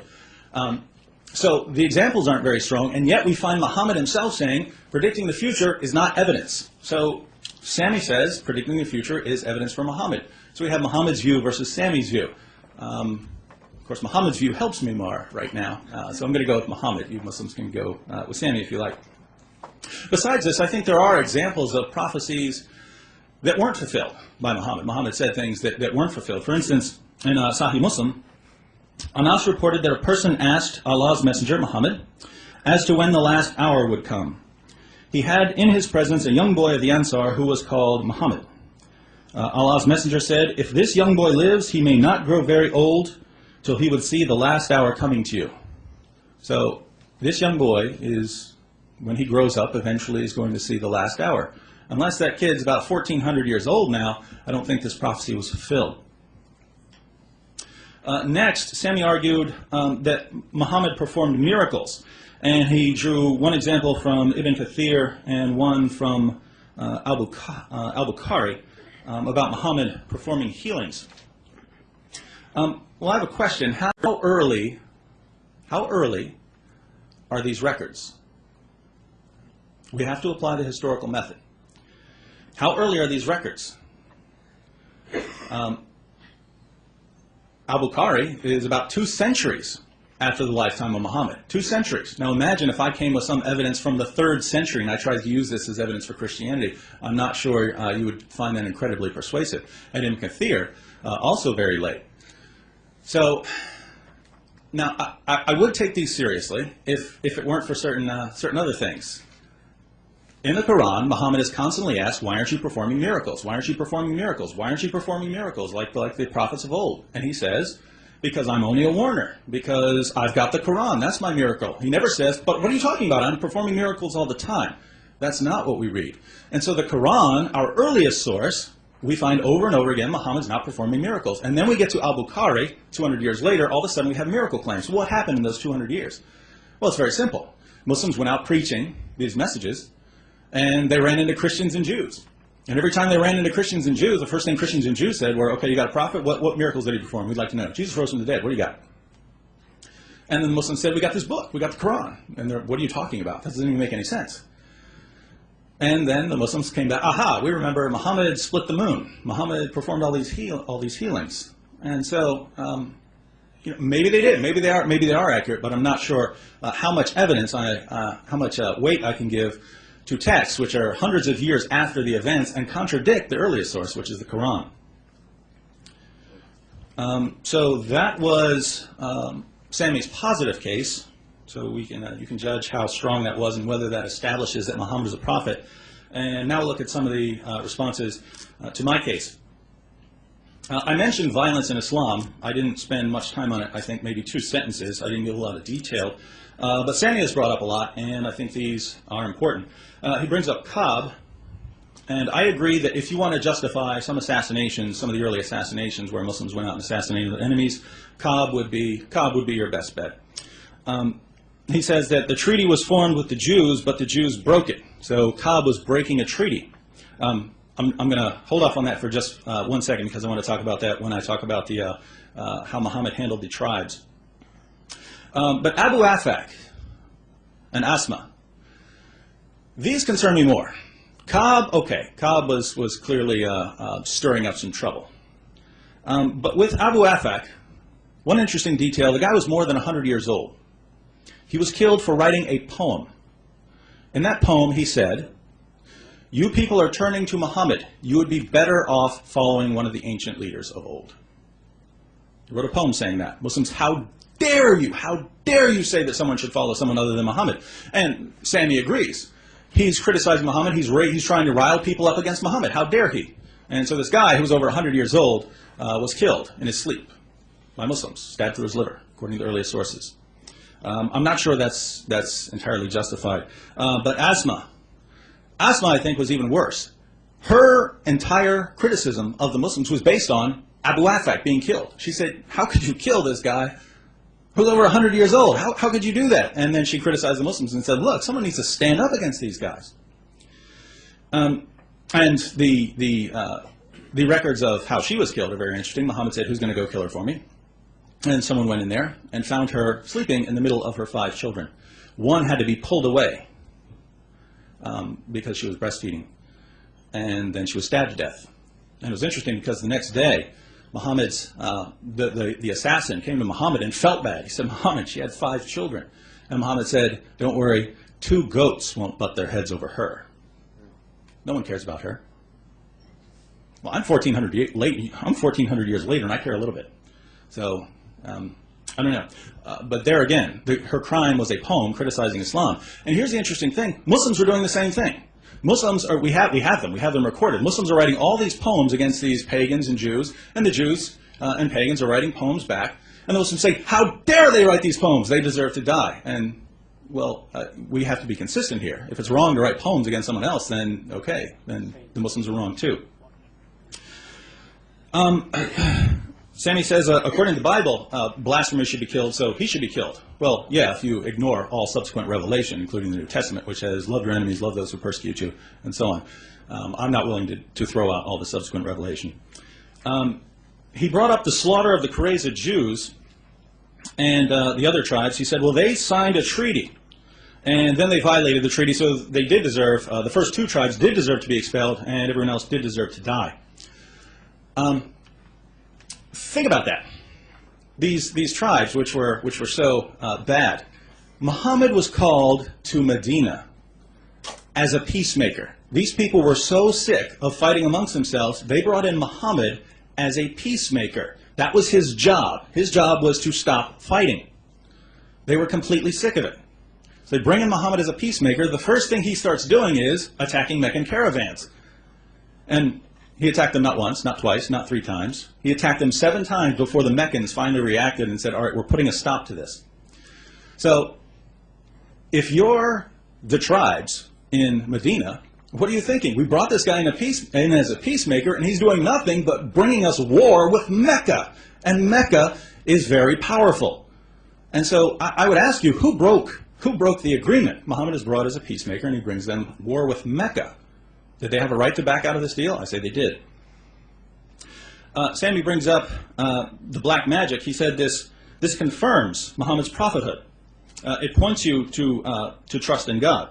And then he says, I have to accept the second part of the story. Just to give you, just for full disclosure, I don't believe black magic was ever worked on Muhammad. I believe that he was acting weird for a little while, and when he came to explain it, he said, I was a victim of black magic. That Jew over there cast a spell on me. That's what I believe. I don't believe there was any actual black magic involved, so I don't accept the second part of the story either. My point is, if we're looking for reliable messengers of God, and we look to that, you've got a choice. Either Muhammad was the victim of black magic, or he was just acting weird and he used that as some sort of justification. Either way, that doesn't seem very reliable to me. Next, the satanic verses. Sami said, I shouldn't call them the satanic verses. They're insulting. Well, they're verses, and according to the story, they're revealed by Satan. Hence, satanic verses. No insult involved. That's just what they are. He said he's willing to, he's not going to challenge the story. He's just going to say, this isn't a problem. Because here again, you'd have to accept the second part of the story. Well, don't forget the details here. Muhammad delivered revelations from the devil and couldn't tell the difference between revelation from God and revelation from Satan. And so if you say, Muhammad believed that Gabriel appeared to him later and corrected him, well, you mean the guy who couldn't tell the difference between revelation from God and revelation from Satan got another revelation from God? How am I supposed to trust that? I don't know. Sami brought up the sex with captives. Oh, as far as the demon possessed, he said that it was because Muhammad grew up around pagans and thought he was possessed. I'm willing to grant that for argument's sake. I'm not going to challenge it too much. I'll just say, oh, was that? Should I saw a minute? 15. What's that? 15. We got 15 minutes? Yeah, it's 15 is okay. Is it? Your watch say otherwise? Okay, we'll give it a minute. Okay, how much do I have? 13:25. Okay, 13:25, so I got a minute and a half? Yeah. All right. No problem. Yeah, I'll just grant that for now. Maybe we can talk about it later, Muhammad believing that he was demon-possessed. As far as the sex with captives, Sami says that it was only with consent. I never said rape, but when I asked Muslim apologists about this practice, that is, again, guaranteed in the Quran, the right to have sex with your female captives, they tell me that it was, it's all right, these girls want to reproduce, and it was consensual. Let me give you an example of how this practice was carried out, based on Sahih al-Bukhari and Sahih Muslim. When Muslims conquered Banu al-Mustalik, Muhammad allowed his men to have sex with the women they captured, even though these women were about to be sold into slavery. It's also important to note that the families of these women had just been slaughtered by the Muslims. And yet it was perfectly acceptable for Muslims to have sex with these grieving women who were about to become slaves. Now, do you think these women who were just, their country was just conquered, do you think any of them want to have sex with the people who just slaughtered their families? I would say no. And yet Muhammad said you have every right to go in there and have sex with these women who are about to be sold into slavery. I don't think that counts as consensual sex. And so I think Sami's misinterpreting Muhammad's teachings. We still have to talk about extra wives and raiding some caravans. I'm out of time, so we'll address that in the crossfire.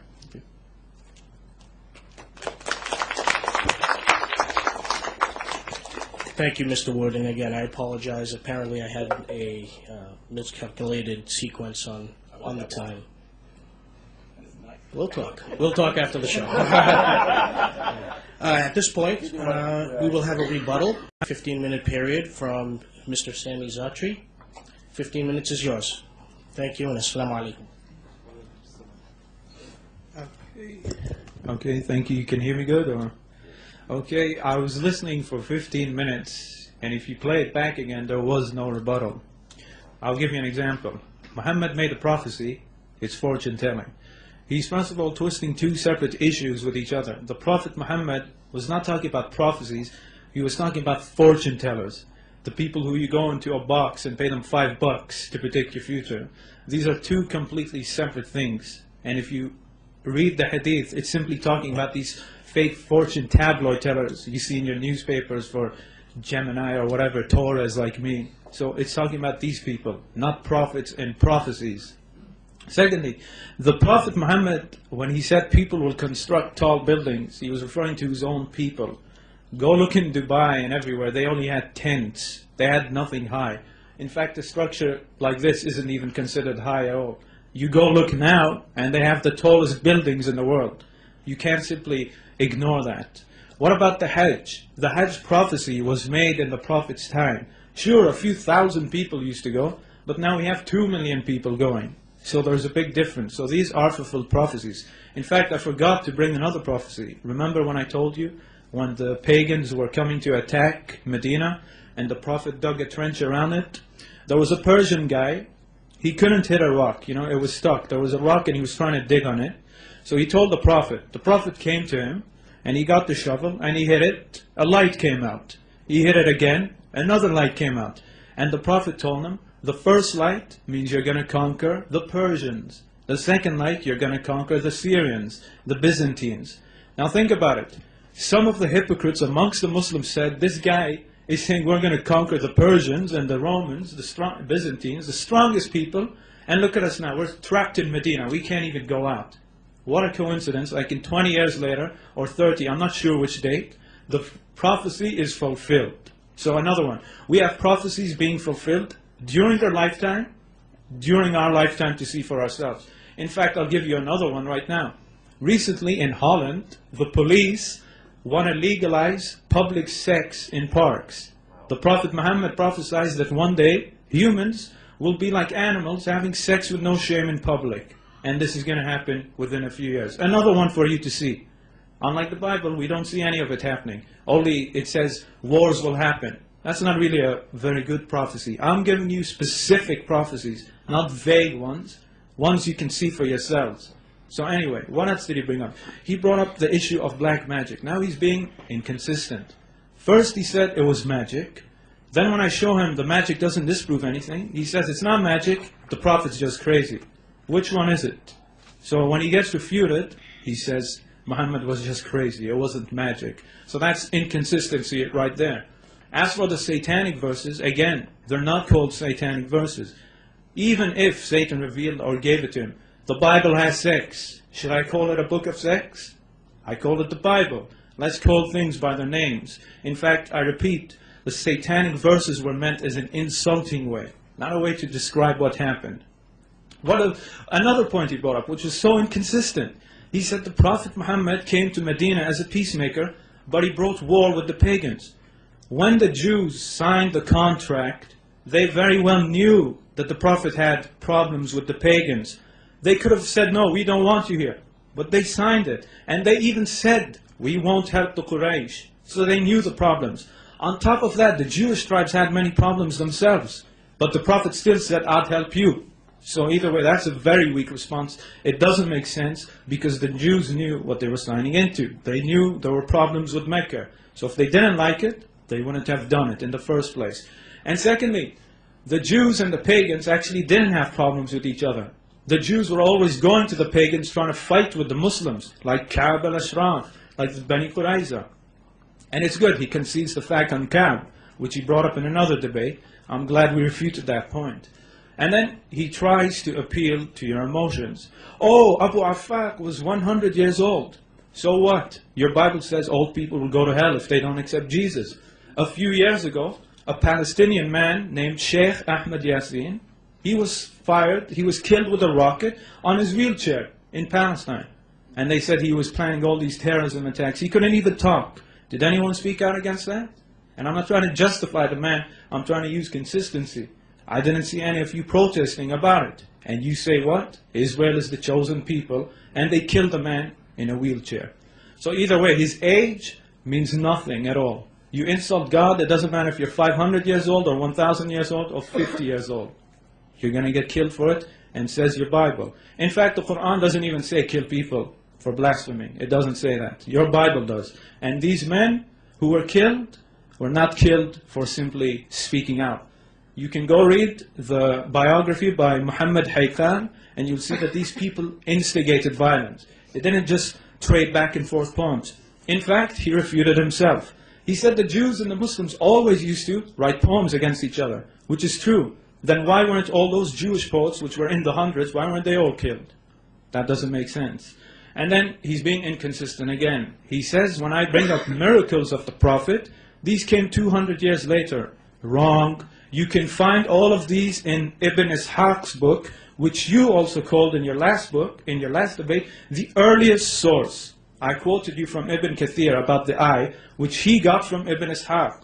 So he even verifies Ibn Ishaq. But now they play the double standards. When I show them a miracle, they'll say they made it up. But then they'll go to the same source to use it. And when they get refuted, they'll concede the fact and say, okay, it's something else. Which is what we're seeing right now. What other points he brought? What other points? Oh, again, with the right hand captives. Did he refute anything? Did he refute anything of what I said? He brought up again, appealing to your emotions. What if she doesn't want to have sex with you? Well, you don't have sex. It's as simple as that. I gave you the hadith that says, treat them like your brothers. Do you rape your brother? Unless you're sick, you won't do that. So again, it says, don't rape them or anything. So if they don't have sex, you don't have to have sex. Where did anyone say you have to have sex with them? And then he brought up the other point. He brought up the hadith where the Prophet's companions saw a beautiful woman and they said, can we perform azl with you? Which is taking the penis out before the erect, or whatever, I can't say it here. But either way, the hadith doesn't say they performed it. They were just asking. The hadith doesn't go on to say they actually did it. They were just asking. So again, another assumption without the proof. What else did he? There's not many points really to refute. The prophecies, he didn't refute it. The miracles, he didn't refute it. In fact, he brought up another bad point. He said, the pagans accused the Prophet of performing no miracles. He forgets to mention that the Quran responds to them and says, didn't the same people, not only the pagans, the Jews as well, the Quran refutes the Jews and tells them, wait a minute, didn't you tell that to Moses as well? So that's a rebuttal to you. Even when he does perform the miracles, you still reject it. And I agree. People used to come to the Prophet and say, give us miracles. And he said, I'm only a warner. Do you know why he said that? Because his mission was not to come perform miracles every day for you to convert. That's the way of the Antichrist, says your Bible. He'll come fool you with all these miracles and wonders. So even if I concede that fact, which I don't, let's assume that the Prophet had no miracles. That's a good thing. Because even his own Bible says, false prophets will perform mighty miracles. So that doesn't refute anything. He just proves Muhammad is a prophet if he believes that. He can't have his cake and eat it. What other points? There wasn't too many. Again, another point he brought up, Asma bint Marwan. He said she had her baby in her arms. Okay, was that baby harmed? Was that baby tortured? Was that baby killed? Nothing happened to that baby. The baby was taken off. Maybe it seems a bit bad and too graphic, but at the end of the day, she was instigating violence, and that's the way it goes. We don't have to bring up the Bible for violence. And again, you have to be consistent. It's not two-quote fallacy. You're a Christian, what do you stand upon? What do you stand upon? Upon the Bible. So if you stand upon the Bible, judge us by the Bible. And then what about doctrine? I don't need to remind all of you. What's the first commandment? What is it? God is one. That's the most important commandment. I don't see the first commandment saying, God will die for our sins. Does it say that? Not at all. In fact, the second commandment says, don't make any graven images of God. What do Christians do? So that doesn't make any point at all when you go to the church and you see all the graven images. So you can't say you're being consistent on doctrine. So it's not cherry picking anything. And what did Jesus say? When a man came up to him and said, what's the most important commandment? He didn't say, worship me. He could have easily said, I am your God, worship me. What did he say? He said, thy Lord God is one, referring to someone else. So the doctrine is the same. In fact, I want you to go show me any Jew who believes in the Trinity or anything. Or show me where the Jewish prophet said God is 3 in 1. They all said God is one. That's what the Prophet Muhammad taught. That's what they all taught. God is what? One. Not 1 in 3. It would have been very easy to say that. So I haven't said that. Nothing's been refuted. The answers on my prophecies were very weak. He just tried to skip them away, which isn't true because there actually were no high towers. Again, go to Dubai. Just 50 years ago, they only had tents everywhere. Are those tall structures? I don't think so. He wasn't referring to Syria or Persia. He was referring to Bahrain, Saudi, Qatar, UAE, who had no buildings at all. They just had tents. So again, I don't really know what I'm supposed to refute now. I think those were all his points. Actually, I'll respond to one point which I couldn't before, about Aisha.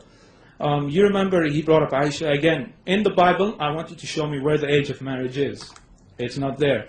I quoted his own colleague who said the age of marriage in the Bible is at what? Puberty. Now, there's a big problem when people look at the Prophet Muhammad's marriage with Aisha. Yes, she was 9, but it was a legal marriage. Her parents gave her to him, and Aisha used to love the Prophet. She even became a teacher of Islam. Does this sound like a victim to you? Please, don't impose what happens in your culture, where 50-year-old men kidnap little girls and put them in dungeons with the great Prophet Muhammad. That in itself is a straw man. So when you have a problem with this marriage, it's because of what your own culture and society has done to little girls. In fact, just 100 years ago, the age of marriage in the West was 9 years old, 12 years old. Were all your great ancestors pedophiles? Are all the non-Muslim Asian countries who still practice young marriages, are they pedophiles? Are you going to call everyone pedophiles and the West is good? We need some consistency, please. And again, I'm now arguing as if I'm arguing with a secular. He's a Christian. His Bible says what? Age of marriage is puberty, not 18, not 16, not 22. In fact, I'll give you an example. When David was sick, in his bed, who did they get to him? They got him a young virgin. Back then, young virgins were like only 14 to 12 years old. They brought him to his bed to make him feel good. I wonder how old she was. But they don't have a problem with that. So either way, he hasn't refuted that the Prophet Muhammad is a prophet. He hasn't brought up any reason why a Muslim should doubt that Muhammad is a prophet. He tried to bring up character assassination. When I say character assassination, that's the typical way of how they attack the Prophet. Oh, he killed people. Yet when we look at who he killed, they were all criminals. Oh, he allowed people to have sex with their slaves. Consensual sex, not rape. What else? Oh, the satanic verses. The same verses that the angel came to reprove him of. Oh, the magic. The angels came to cure him of the magic. But he's just insane now. First they say magic, then they say he's crazy. What else? He had no miracles. The Quran doesn't say that. And we showed you the miracles. The Bible says, no prophet by his prophecies. We show you the prophecies. He says he's a fortune teller. So how do we know Jesus made true prophecies? We have to be consistent, please. So there's really not much to refute. The arguments today were very weak. They're the same arguments that have been being thrown against Muslims time and time again. As for the false prophecy, he claimed that a young boy came to the Prophet Muhammad, and the Prophet said, this boy, when he grows up, Judgment Day will come. Actually, he didn't say that, but let's assume he did say that. This hadith is from Sunan Abu Dawood, which has already been said as a false hadith. You know how we know that? Because the Prophet himself said, no man knows the last hour. So why would he go later and say it will happen then?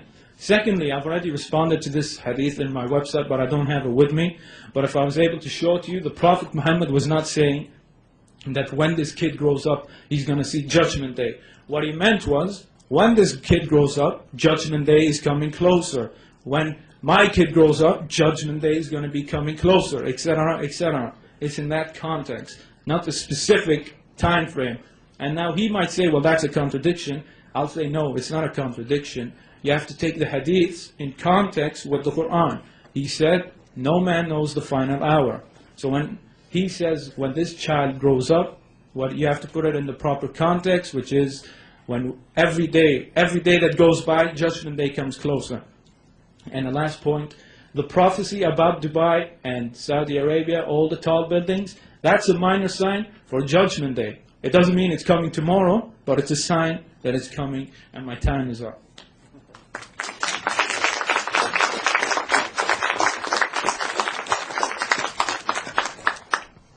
At this time, I'd like to thank both speakers for exhilarating discussion, fabulous presentations from the both of you.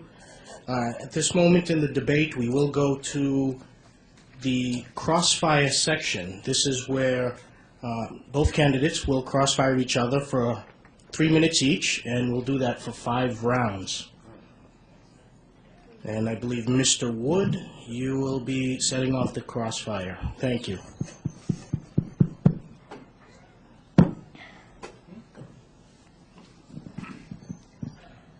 One second. We got a both. Can you see her now? Can you see her there? I think that will be it. Problem seeing our timer. All right, I didn't get a chance to address a couple things that Sami said in his opening statement. The matter of extra wives.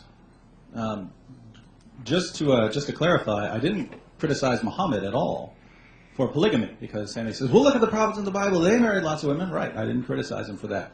The claim I brought up was, Muhammad said, you get 4.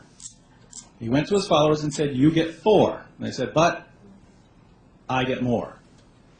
And if you don't see why that's a problem, why a prophet going out and saying, everyone can have up to 4 wives except me, I get, according to Surah 3350, as many as I want. If you don't see why that's a problem, I say you're just not, you just don't want to see the problems. Yes, you could say, well, this doesn't prove that Muhammad wasn't a prophet. And I would say, if you're a Muslim, this isn't a tremendous issue. You just have to conclude that God wanted him to have more wives than everyone else. But you should at least try to understand why this would be something that bothers non-Muslims when they're looking for someone and saying, all right, is this person a reliable messenger of God?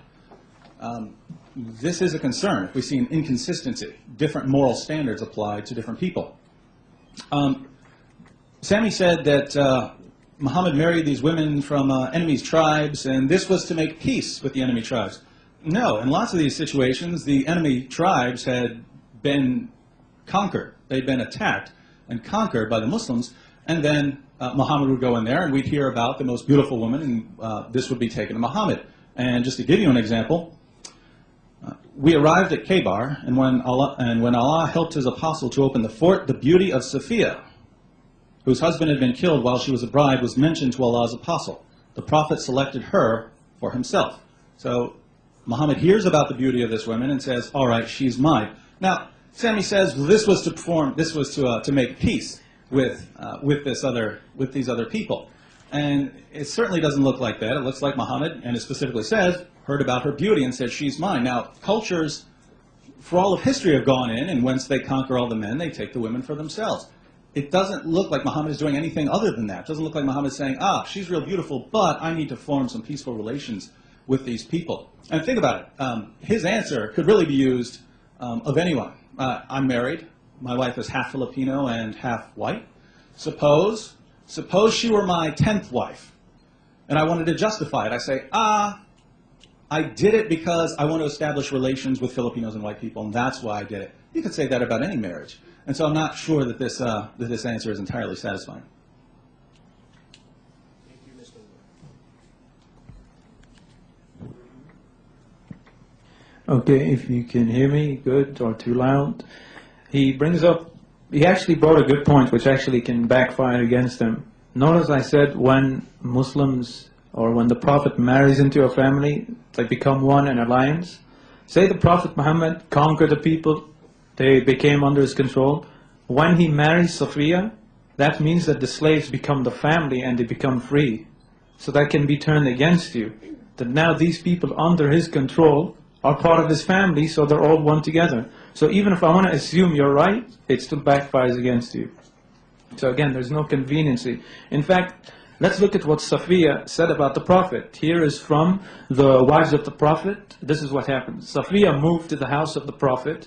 He loved, appreciated, and honored her to the extent that he made her say, "I've never seen a good-natured person as the messenger of Allah."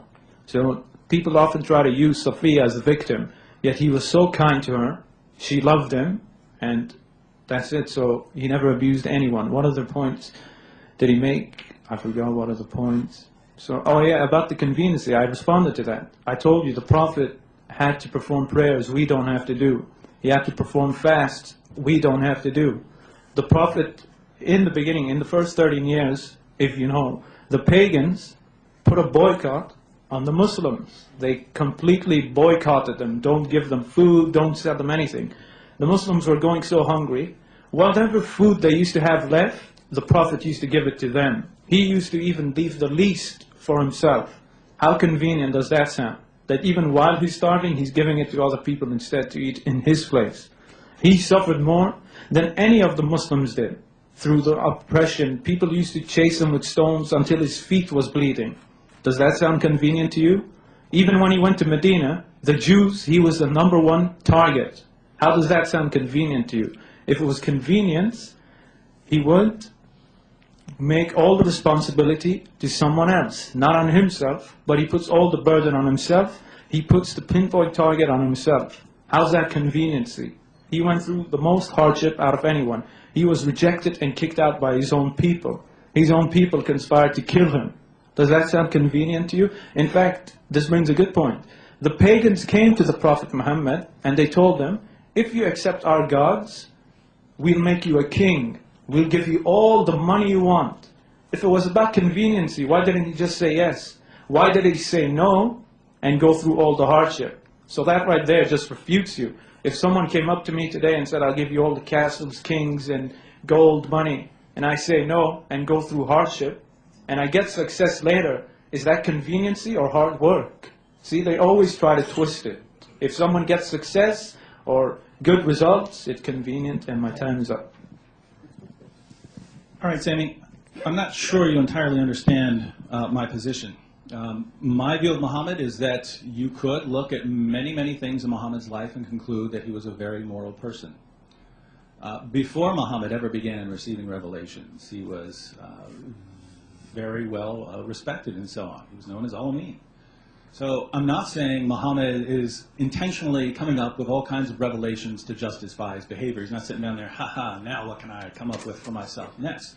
No, I believe Muhammad sincerely believed that he was a prophet of God. And so if you say Muhammad got revelations telling him to do extra prayers, we know Muhammad liked prayers. This doesn't surprise me that he would put extra tasks on himself. He did this before he was a Muslim. So I'm not saying everything Muhammad said was just out of convenience. What I'm saying is that certain things seem problematic, certain revelations. Aisha herself in Sahih al-Bukhari said Muhammad liked 3 things of this world: perfume, food, and women.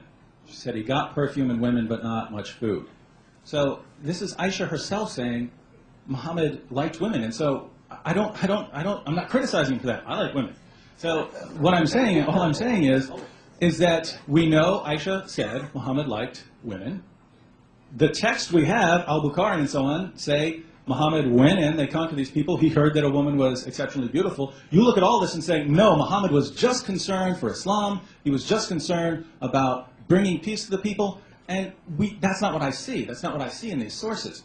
And so that looks like a revelation of convenience. And if he wanted to establish peace with these people, that was very easy. Give this woman to some other Muslim who needed a wife. Muhammad didn't. He had several already. And so this looks like a revelation of convenience. And think about Zayd. Think about the issue of Zayd. The Quran, according to the Quran, Muhammad had to marry. Muhammad had to marry Zainab in order, and here's the justification of the Quran, in order that people may know that there's no problem marrying the divorced wives of your adopted sons. Think about that. The Quran gives, Muhammad, you've got to go out and marry this woman. Why? Because people have to learn that it's okay to marry the divorced wives of your adopted sons. Well, who struggles with that problem? What's the emergency? I don't know anyone who's ever struggled with that problem. And so Muhammad gets this revelation, Muhammad, you've got to marry this woman, which, as we saw in the sources, he was attracted to. And so Muhammad's attracted to this woman.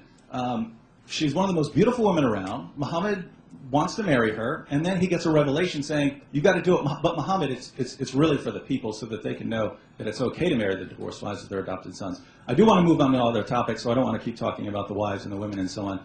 I'll just point out here that this looks awfully suspicious. Right.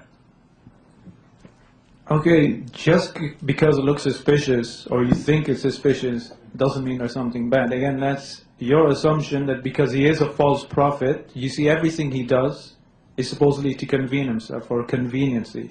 I already showed you before, he could have gotten all the wives he wanted to in Mecca. Why did he say no? So if it's about conveniency, he would have done it there. So I don't get the conveniency point. It doesn't work at all. There were so many points in his life which were very inconvenient for him, and he had the chance to get all the convenience he wanted to with the pagans. He said no. But then when good things happen to him, when he marries a beautiful lady, they always try to twist something normal and say, oh, look how convenient that is. That's not a real argument. You have to prove what you're saying, not assume, oh, he's doing everything for his convenience. Secondly, we as Muslims anyway, we believe prophets get extra things. If you read the Quran, what about the Prophet Solomon? We believe that he got his own kingdom, that no other man on this planet will ever get the same exact kingdom. In fact, his kingdom was involved with men and jinn. That's how gifted his kingdom was. And if you read the hadiths, there was one point in the Prophet's lifetime when he was praying and an evil jinn came to him trying to burn his face. The Prophet Muhammad caught the jinn, tied it up, but what did he do instead? He let the jinn go. Why? Because he said no man will ever have a kingdom or anything like Solomon did. Now of course the Christian will argue saying he made that up. But then we're never going to get to any point. They'll say everything we bring up, they say he makes up. And then they ask for proof, and then when we bring the proof, they say it's made up. Just like he quoted the pagans and the Jews. Show us the miracles. We show you the miracles, you still don't believe it, until an angel comes down in front of you. But even if an angel comes down in front of you, you say it's Satan in disguise. So, I don't know how we're ever going to prove anything in this case, but we've proven our case, but you have to prove your case, not assume this and that. I've showed you crystal clearly that there is no such thing as the Prophet getting convenience. If he wanted to, he could have done it in Mecca. Why does he have to wait all the time, 13 years later, 15 years later, get abused, go poor, everything? That doesn't make any sense at all. If he wanted the conveniency, he'd get it before, not after. So that doesn't make sense. You can argue that you're not saying he always wanted conveniency, etc., but that doesn't make any sense because you're arguing about woman. He could have gotten all the woman he wanted in Mecca. Why didn't he do it then? So I'm sorry, there is no such thing as him getting married for all this conveniency, etc. And secondly, he actually did bring peace to the Arabian Peninsula. Before he came, they were all fighting with each other. But after, there was all peace. They were all united. When he went to Mecca, he didn't even kill them all. And my time is up. All right, I do want to move on from the issue of women because lots of other things to discuss. But as far as your points, you said that Muhammad could have had more in Mecca, but he didn't. Well, when he was in Mecca, he was married to Khadija. She was rich, and she was the one who invited Muhammad. It didn't seem like she'd be all too thrilled about Muhammad going out and marrying a bunch of women when she's footing the bills. As far as after he became a Muslim and Khadija died, well, even then, Muhammad wasn't very popular in Mecca. And so later on, what we see is Muhammad marrying more and more women. I understand that this isn't a tremendous issue for those of you who are Muslims. I'm trying to give you the perspective of someone who's saying, how can I know that someone else is a prophet? If I go in there and I see any hint of, here's the rule for you, but me, I get extra things. He says, well, Solomon gets extra things and so on. I have no problem with God blessing his servants with things or material possessions. What I do have a problem with is moral inconsistency. There's one rule that applies to everyone else, and then there's this other rule that applies to me. All I'm saying, I'm not saying that refutes Muhammad. I'm just saying that looks suspicious. And when we combine it with all the other issues, this turns out to be a problem. And same thing with the issue of Zainab. Now, moving on to another topic, the revelations that Muhammad received. I pointed out in my opening statement that lots of these tales we can find in earlier sources. And you brought up the point that, well, James said that the Bible hadn't been translated into Arabic and so on. True, but that's why these tales were passed on orally. Everyone knew of these tales. Everyone was passing on these tales. In fact, in the Quran, when they criticize Muhammad, they specifically say, we know these stories already. We've heard these before. They say that over and over again in the Quran. And so Muhammad is claiming to receive these revelations from God, and yet these other people were telling the same stories, and people immediately recognized that, and they were rejecting Muhammad. If you don't see why this is a problem, put it this way. Muhammad claims to get a message from God, but the guy down the street is telling the same story. So is he getting the story from God or from the guy down the street? Well, it's certainly easier to believe the guy down the street, especially in examples such as the one I gave, where we know that the entire story of Abraham being delivered from the fire was based on a mistranslation of the word Ur. That's not what the text says. The text says he came from Ur of the Chaldeans. A mistranslation translated that word Ur as fire, when it means city. And so there came these stories about Abraham being delivered from the fire. And then we find this in the Quran, knowing that this story was circulating in Arabia. And what are we to conclude? That God also made the same mistranslation, or that Muhammad wasn't getting his revelations from God? Okay, I want to respond to his first point about Khadija, which makes no sense whatsoever. He said Khadija has so much money and paying the bills, that's why he has to stay faithful. He seems to forget I brought up the point that the pagans not only offered him women, but gold and all the money he would need. So he doesn't need Khadija when they're offering him money. So that point was very weak. So either way, she has the money, but he's going to have more money now if he accepts the pagan's way. But he didn't. So that's another assumption with no proof. Again, that's another thing. They say Muhammad married Khadija for her money, yet he didn't propose to her, she came to him. It was the other way around. So how's he in it for the money if he didn't go to her? So again, that doesn't make any sense whatsoever. And then he brings up the point that the Prophet copied stories. We have the exact same stories in these books and that book.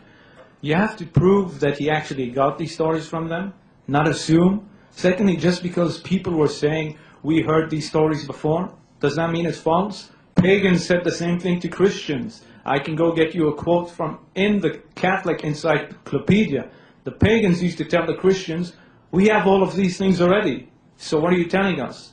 So that's an inconsistent answer. It's not the two-quote fallacy. I want consistency. Just because you might see something similar doesn't mean you copied it. Secondly, if you go read the Gnostics, all these books which they claim are the exact same stories, when you read the stories, they're actually not the same at all. In fact, what we can say is that these stories have some truth in them, but they're so corrupted that they mix everything up, and what the Quran has is the restoration of the true events. So again, you have to prove he got these old stories, and number two, even if you do, which you can't, they're not even the same stories. If you go read the books which he's talking about with these stories, they don't match up to anything. So, and again, they say the same thing about your faith. So we need consistency. If you have a problem with that, then you should have a problem with your own faith. But now you're going to say, no, that's different. How is it different? If the Prophet Muhammad is false on this, therefore your Bible is false. And again, that's not the two-quote fallacy, because I want to make sure I keep saying that in case they say I'm just trying to answer by attacking them. Remember, they're Christians. They judge the Prophet Muhammad by what? By the Bible, by the same standards of the Bible. So if we find the same arguments against the Bible, which can be thrown against it, it should be applied to them. They can't use double standards. So either way, we can throw it back more forcefully against you. Would you accept your Bible is false now because many people had similar beliefs as you? The pagans said you have the same beliefs as us?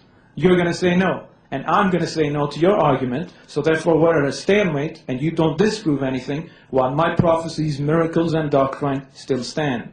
So you see, this is a weak argument which goes nowhere, and my time is up. All right, just to clarify the comment about Khadijah, I didn't say Muhammad married her for money. And if you ask for my opinion, I think that was a great marriage, a very happy marriage, and I have no objections to it. The only point I was making was Khadijah wouldn't have been happy with Muhammad going around marrying extra wives, and she did have some authority there. Now, as far as getting the sources, I'm trying to get everyone to understand why someone who's not a Muslim would see this as a problem. Let's suppose I claim to be a prophet, and I say, in order to prove that I'm a prophet, I'm going to write a history of humanity that I'm getting from God. Now, let's suppose that I start writing my history. I'm writing the history of the Roman Empire, and we get to the Roman Emperor Commodus, and I talk about Commodus, and I say, then Commodus entered the ring with Maximus. And Maximus said, I'm Maximus, father to a murdered son, husband to a murdered wife, and I will have my revenge in this life or the next. And then I get to my history of Scotland that I'm getting from God. And I say, and then William Wallace said unto them, people don't follow titles, they follow courage.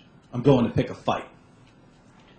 Well, one of my followers who believe that I'm a prophet, could say, prove that he's not getting this.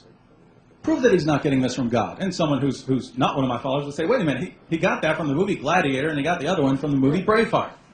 This is obvious. This is obvious that he got these, this is where he gathered these stories. And one of my followers would say, no, it's possible that Braveheart got it right, that that's what actually happened. And it's possible that Gladiator got it right on those details, that those were based on earlier traditions and that they got it right, and that's why there's this correspondence. Now, you could believe that, but a person would obviously say, wait a minute, when we go to stories before Braveheart, we never find any of these details. We only start finding these details that correspond with your revelations, David. We only find these details when the movies start, and these are a long time after the events themselves. And we know that you've seen Gladiator, you've seen Braveheart. What's going on here, David? And, you could never convince someone. But now we turn to Islam. We don't have any records of these tales that we find in the Quran before these sources which come from the 2nd and the 3rd and the 4th and the 5th century. And when we go to the earliest sources, they're nowhere to be found. Stories about Jesus talking right after he's born. Stories that we know. For instance, the example of Abraham, we know for a fact where this story came from. It's based on a mistranslation, and it's in the Quran. So I don't see how anyone could look at this and not see, all right, this is a problem for Islam. Okay, back to Khadija again. You say she would have been offended. If it's convenience, why should he even care if she's offended? He's still going to get more women and more money. Why should he care about her? So another point, his wives in Medina could get angry as well. So now all of a sudden the different tone, you say that's convenience, I don't know. And anyway, you seem to forget that his wives were given the permission to get divorced, etc., etc. So either way, there's no convenience at all. And again, he brings up the same point. I have to respond again. If you read the stories he's bringing up, one of the Gnostics says that Jesus killed someone. He used to go do lots of bad things. He was disrespectful to his parents. Where is that in the Quran?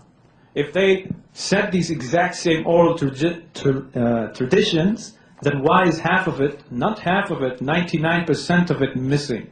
Why are the stories so completely different than each other? In the Quran it says, I respect my mother. In the book he claims, which is exactly the same, Jesus is some disrespectful crazy kid, like Dennis the Menace, something like that. So either way, the stories are completely different. And again, I even responded to the point. The fact that they do have some similarities actually proves that there were some basis to this story. But they got so corrupted that they kept changing it till the Quran had to come and give the accurate version, which your own Bible and the Gnostics got completely wrong with each other. So again, that doesn't disprove anything.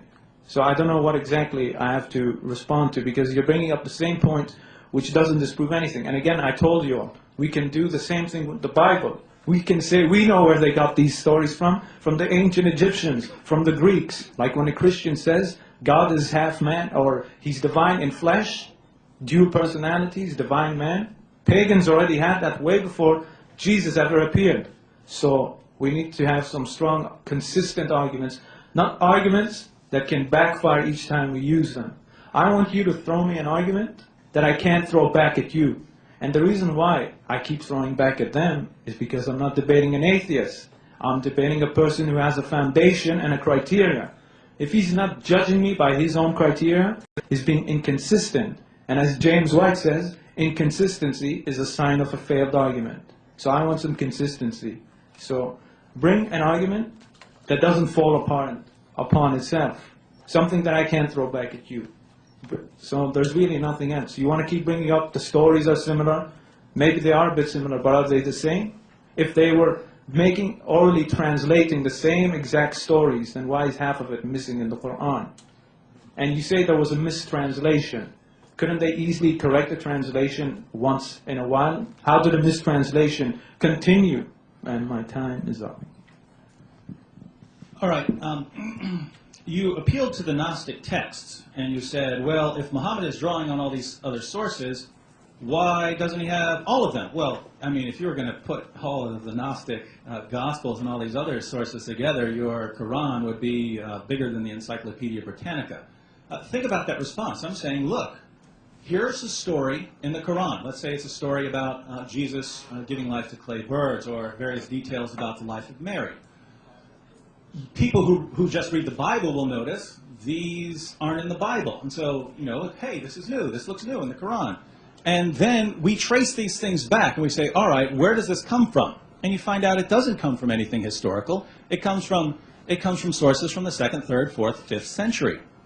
And again, you could always say, I'm still going to believe that Muhammad didn't get this from anyone else. Just as one of my followers, the Dave Woodians, could conclude, no, Gladiator was just right on this detail. And so, again, there's no way to prove this. I'm saying, look at it from an outsider's perspective. We find all these we find all these stories in the Quran, and we know that the people around Muhammad at the time were telling the same stories, and that the stories were not historical. Sami says, but there are differences in the stories. Great, so if I change a detail in the movie Braveheart, then that somehow proves that both stories are authentic? He said that. He said the fact that there are differences shows it goes back to a historical core. Again, this isn't something I would say disproves Islam, but from the perspective of someone coming to Islam from the outside and saying, is this the message of God? This is a problem, especially with the issue of Abraham. Sami, I don't think you understood the issue.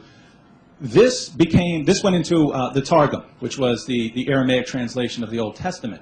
And this got passed around, this story about Abraham being delivered from a fire. That was a mistranslation. The passage actually said Abraham was delivered from Ur of the Chaldeans. So the mistranslation said Abraham's delivered from a fire. So then this story gets passed on. Everyone's going through with this story about Abraham being delivered from the fire. And it eventually goes to Arabia. The Jews are circulating the story. This is popular. There were these Jews around Muhammad passing the story around. And in the Quran we find God delivered Abraham out of the fire of the Chaldeans. Now, how much clearer do you have to be? How clear would the example have to be? If we know the origin of a story, we know for a fact the story doesn't come before that. We know it has nothing to do with history. It has everything to do with a mistake. And if we know this is based on an entire mistake, and then we find it in the Quran, how in the world can you just pass it off and say, no, that's not a problem? I think it is. You also said, well, various beliefs of the Christians can be shown to have existed before them. I'm not talking about beliefs, I'm talking about stories. I mean, yes, lots of people throughout history believed in God. I'm not talking about the beliefs. I'm talking about the stories, and that's what seems to have been copied. Go ahead.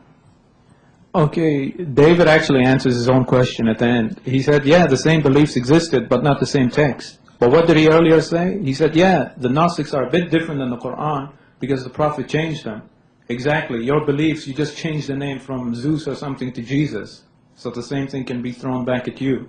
So either way, again, I'm going to say the similarities doesn't refute anything. And even the story you bring up about the mistranslation, they're not even the same or identical. They're completely different.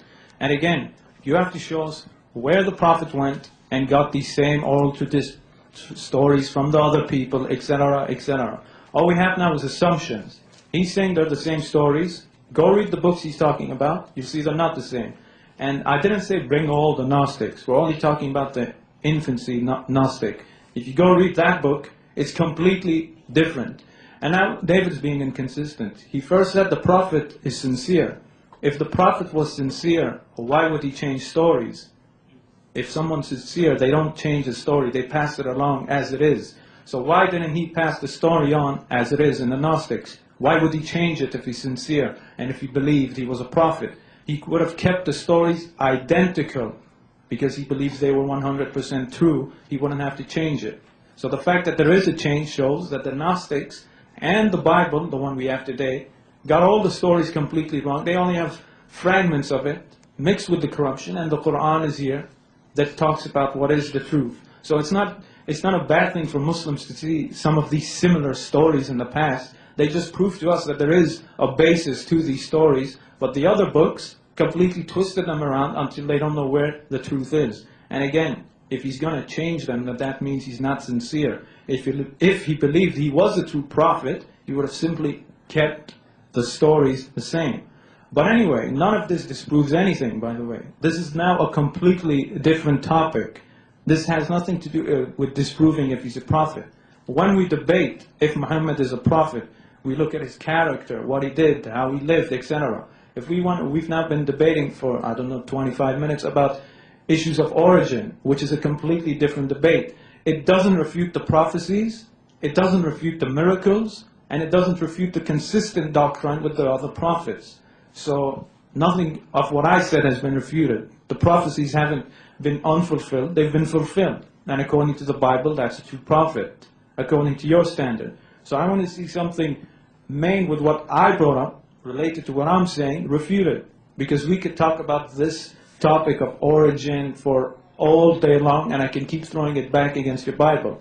You're going to say the beliefs are just different, or the text is just different. I'll say exactly. They just changed the names, which is exactly what they did. And I repeat, don't forget, I told you my time is up. Was that 5 rounds or 4? Was that 5? I believe that's the end of it. Okay, that was fine. Okay. We will now move. The crossfire section of the debate is over. We will go to a 7-minute rebuttal and conclusion, so both speakers can wrap up. Each speaker will get 7 minutes. Mr. Wood will be first, followed by Sami Zaatari, and then we'll conclude and finish up. Thank you, everybody.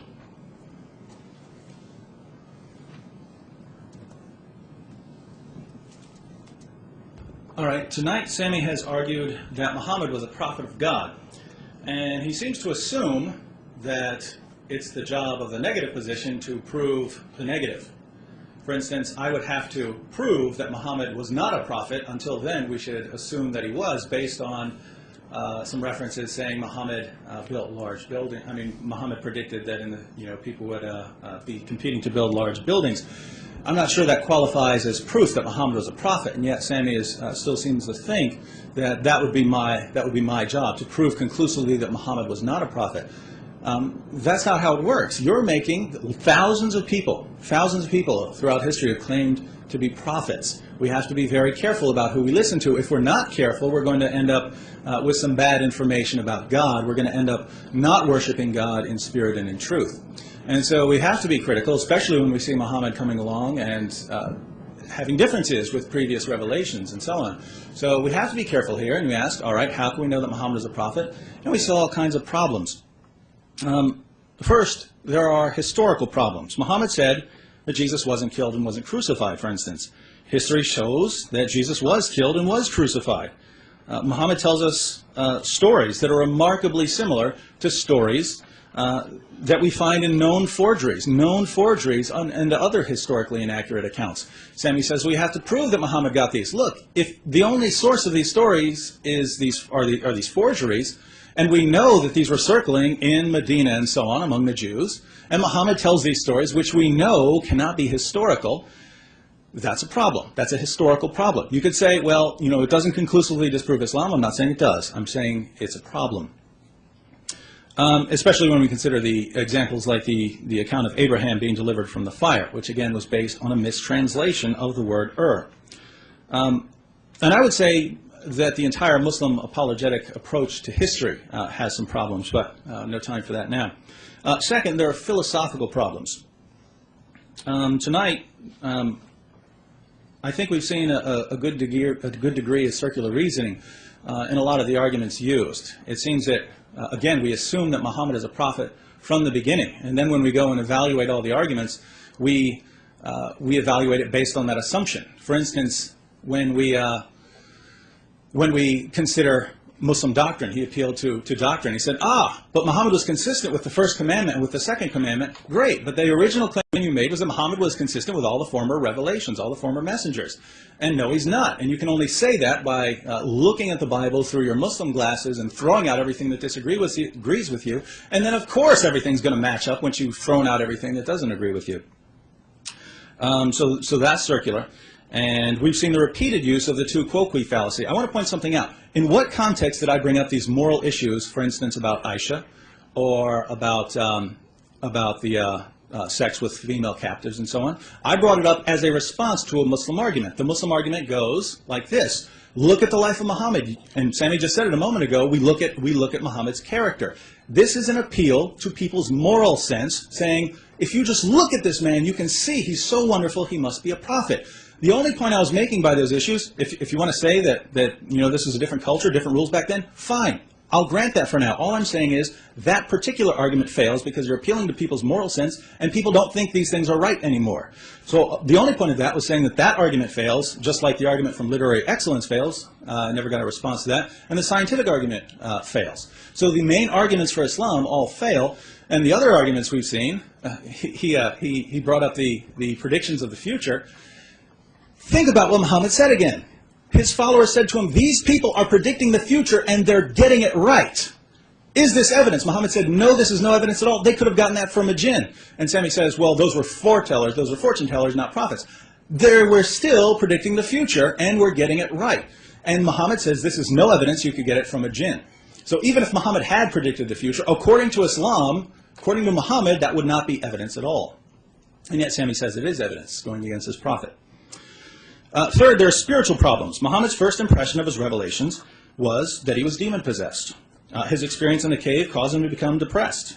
Muhammad delivered revelations promoting polytheism, and he blamed these revelations on Satan. Muhammad was the victim of a magic spell, and he blamed this spell on the Jews. All of this is in the earliest Muslim sources. And I just have to ask, how can we place our complete trust in a man who delivers revelations from Satan? And Sami says, I'm being inconsistent and so on. I changed my story. I said from the very beginning, I don't know what to do with these sources. All I'm saying is I can't trust Muhammad based on them. And so I'm never saying that Muhammad was actually a victim of black magic.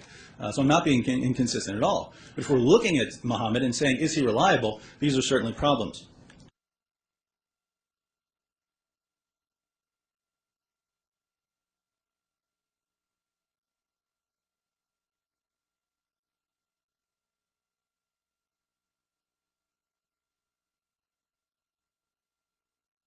From the beginning. And then when we go and evaluate all the arguments, we evaluate it based on that assumption. For instance, when we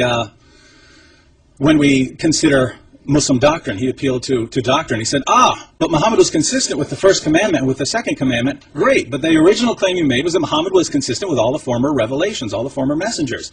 And no, he's not. And you can only say that by looking at the Bible through your Muslim glasses and throwing out everything that agrees with you. And then, of course, everything's going to match up once you've thrown out everything that doesn't agree with you. So that's circular.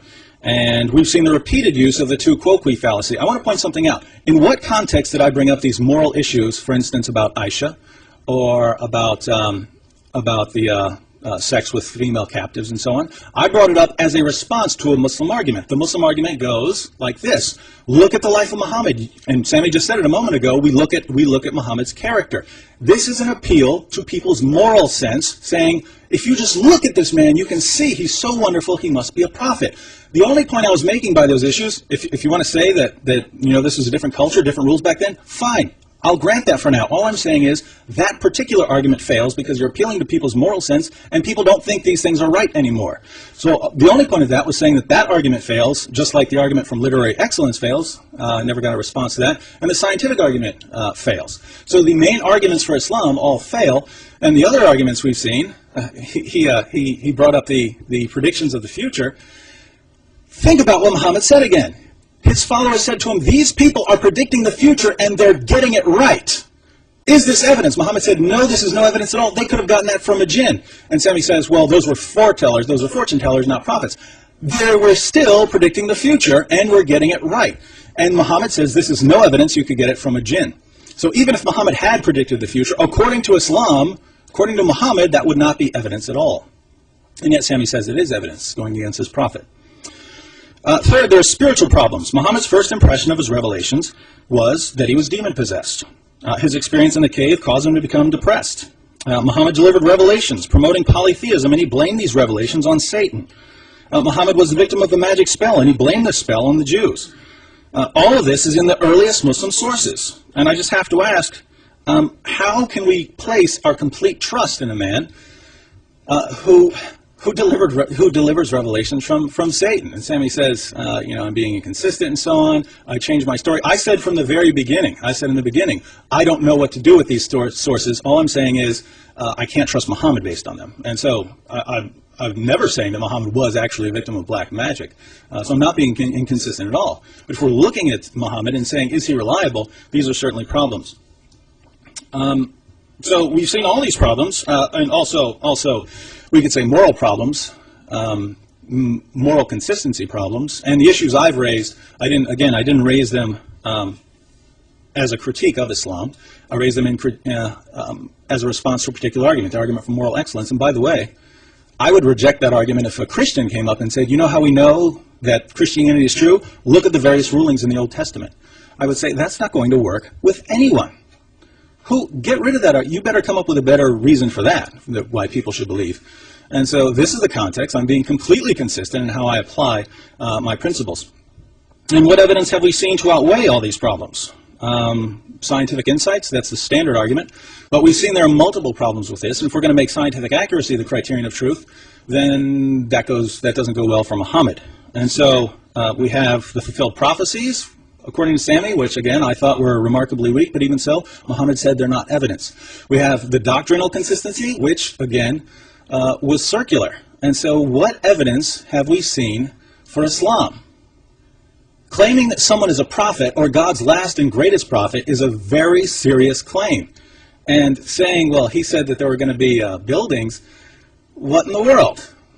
Especially when he said, no, that's no evidence. He himself said that. So these are all problems, and so I just say, I think all of my arguments that I made at the beginning are still standing, and I haven't seen any convincing argument for the prophethood of Muhammad, and so I can still say with a clear conscience, Muhammad was a false prophet.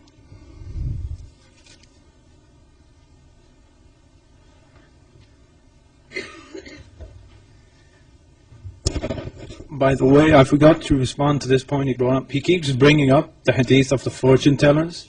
Yeah, what he leaves out is the point the Prophet said, they tell you one truth and 100 lies. Can you show me 100 lies of the Prophet? You've had 1 hour and a half and we haven't seen one false prophecy. So that right there is a straw man comparing a fortune teller, and the Prophet even refuted him saying they tell you 100 lies. I haven't seen one lie or one unfulfilled prophecy today. Have you? I've shown you true prophecies, and he just says they're nothing. If that's not good enough for you, then you'll never believe, I'm sorry to say. Then you want us to believe your prophecies, which are completely vague. I'm giving you crystal clear prophecies. Then you bring up a hadith, which you don't even quote properly, to try to disprove it, about fortune tellers who you go pay $1 to, and where you go find your tabloid papers. So you're comparing prophets with tabloid papers. Is that how we're getting responses today? I give you a prophecy, you say he's a tabloid man. How could a tabloid man change the world to 1.6 billion men today? How could he change the Middle East from paganism to monotheism? Does that sound like some guy you go to from in a box and he gives you some gossip? Let's be consistent. Other points. I brought you the miracles. None of it was disproven. Again, the doctrine. Why do I appeal to the doctrine? Yes, many Jewish prophets came. But what doctrine did all Jewish and Israelite prophets stay to? The most important one was the first commandment. Everything they teach has to revolve around the 10 commandments, especially the first one. So of course they'll come teach you many things, but it all revolves around the first commandment, which is what? Your Lord is one God. That's what the Prophet Muhammad taught. So yes, the doctrine is very, very consistent. And then he brings up very weak points. First of all, I wasn't the one arguing for morals. He brought it up saying I was going to do it. When he brought it up, I brought it up for 2 minutes only. But that was never my intention. But then he disproves Christianity and his own Bible. Notice he says it would be inconsistent to go tell someone, look at the morals of the Bible. What? Are you telling me I can't go learn morals from your Bible? You just disproved your own Bible and why I should never become a Christian. Thank you. So I can confidently say, yes, the Quran has morals. You guys say it's immoral. Based on what? Based on secular law. So why are you Christians? So you just disproved you're a Christian. You just proved you follow secular law. He even said, by our standards today. Whose standards? Seculars? I'm not a secular. I put my faith in God's book. Just as your Bible says you should. So you're not even appealing to your own Bible.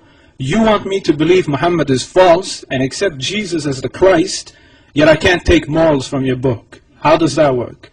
So why should any of you tonight reject Muhammad and become a Christian? I want you to remember, I'm debating a Christian. His job is to convert us to Christianity, as Jesus says.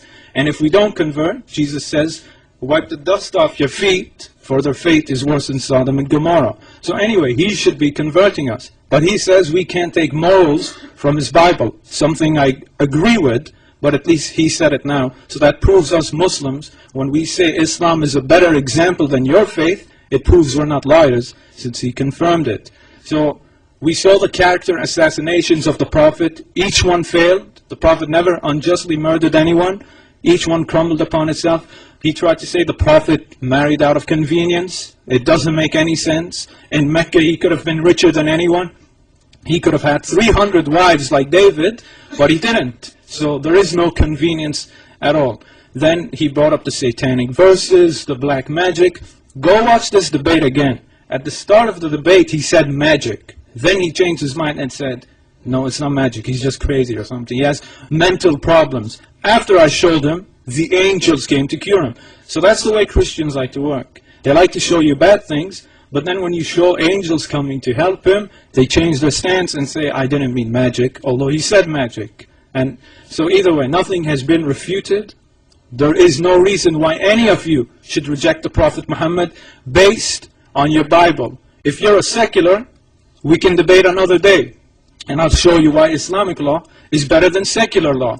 So tell me as a Christian why you should reject Muhammad based on your biblical standards. You can't. Because everything he argues against is actually not on the Prophet Muhammad, but on his own Bible, not against us. And again, they like to say it's the two-quo fallacy. Do you know why? They want to get away with all the problems in their own book, and just they want to throw everything against us. But I'm not going to allow that inconsistency, because I'm debating a Christian, not an atheist. In fact, this is becoming a huge problem for Christians. Christians hear all these arguments against Islam, war, sex with slaves, etc., etc. Then they read the Bible, and they see the same thing, and they're like, I thought we're against this. And they become atheists. And I can show you many of these Christians. I know a Christian who used to defend Christianity by his heart. He became an atheist overnight after he examined every argument thrown against Islam can be thrown back against Christianity more forceful. So his method today, the method he threw at Islam, actually makes Christians atheists, because they see we have nothing in the Bible. Everything we argue against is in our Bible. I don't have to do that. I'm proud of my book. I say morals come from it. I say there's nothing wrong with it, and I say there's no reason why you should reject it. You haven't given me one single reason to reject it. So I've shown you the prophecies, the doctrine, the miracles, everything. Did he refute anything? He brought up the hadith, fortune tellers, which say 100 lies and one truth. He didn't bring up a false prophecy. So we've proved today that Muhammad is a prophet. No proof was given that he wasn't a prophet. Nothing at all. In fact, what happened today, we proved that the Bible isn't the Word of God, because Christians say we can't get morals from the Bible. So thank you very much. I want you to go play it. He himself said it. I can't go up to a guy and tell him, look at the morals. It's inconsistent. Exactly. You can't use the Bible, but I can use my Quran, and I'm proud to use it. So you should all accept Muhammad as a prophet, and in fact, give me a good reason to become a Christian. In fact, he gave me none, because he said you can't judge by the Bible. So I'd like to thank all of you, and thank everyone who watches this on the internet later. So, good day.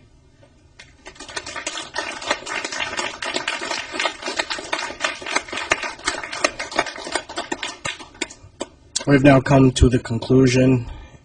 I would like to thank everybody who joined us today, and I'd like to especially thank both of our speakers for excellent presentation. We will have short question and answer session. I know time is limited, so if Nabil, if you want to go over how we're going to run the question and answer, please feel free. Thank you very much, and assalamu alaikum wa rahmatullahi wa barakatuh. I'd like to go ahead and pose this to the audience. Since the next debate starts in an hour and 40 minutes, how about we just hold off on questions until that debate, and then we'll all four be up answering questions. Is that all right?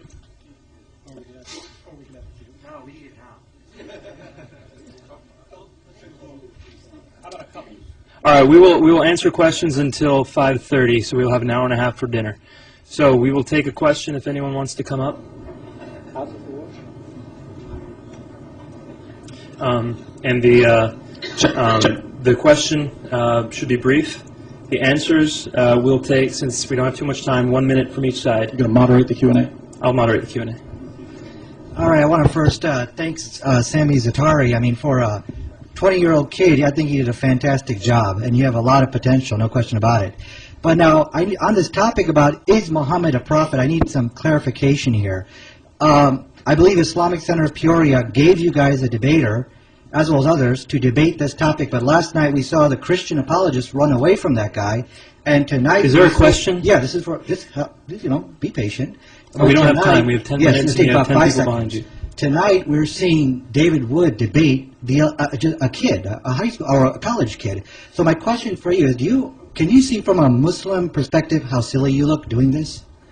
Sami is very popular.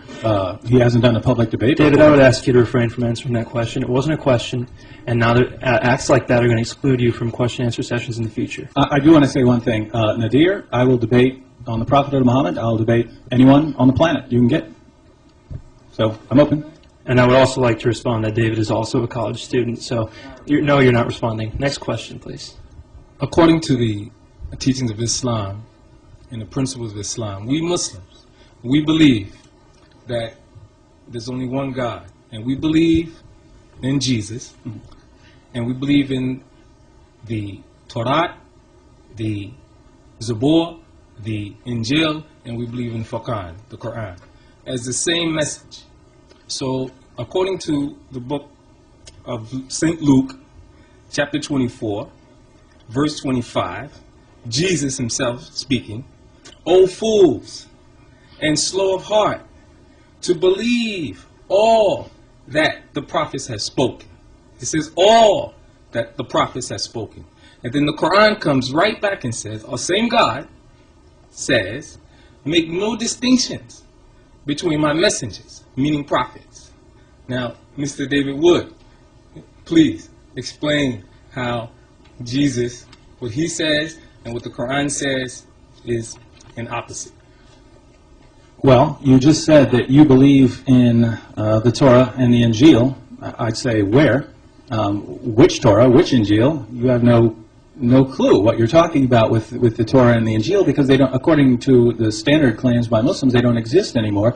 The ones we have today have been completely corrupted. And so you're bringing up a quotation from Luke, and you said, we agree with the Injil. Well, the Injil that we have today says that God so loved the world that he gave his only begotten Son. It says that Jesus died for our sins.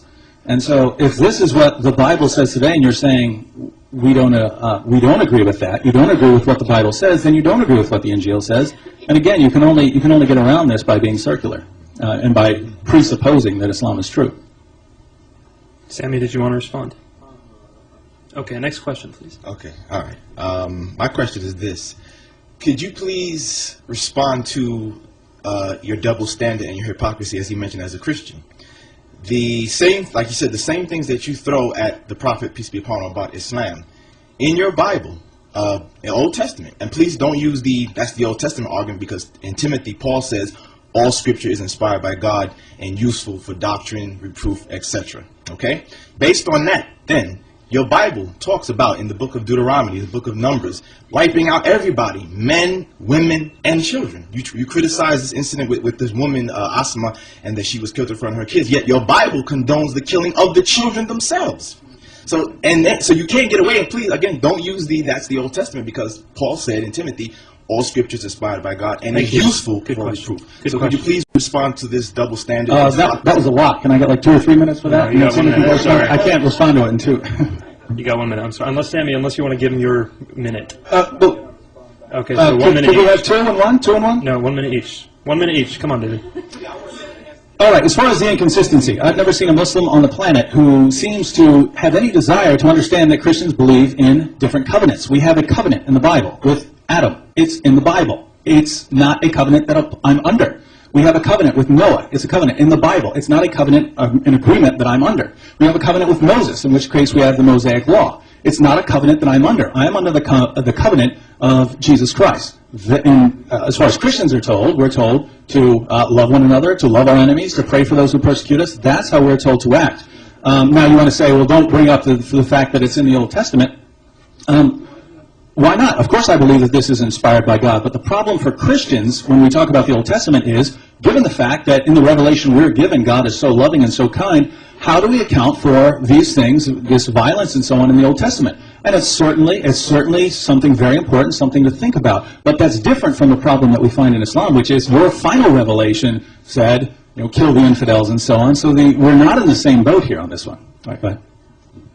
Okay, first of all, I challenge any Christian to show me where in the Bible it says don't kill women and children, New Testament included. He just said the Quran says kill the infidels, yet Muhammad on Abu Bakr used to say don't kill women and children. The Quran even says don't transgress the limits. So again, the Quran does not say just go kill infidels and everything like that.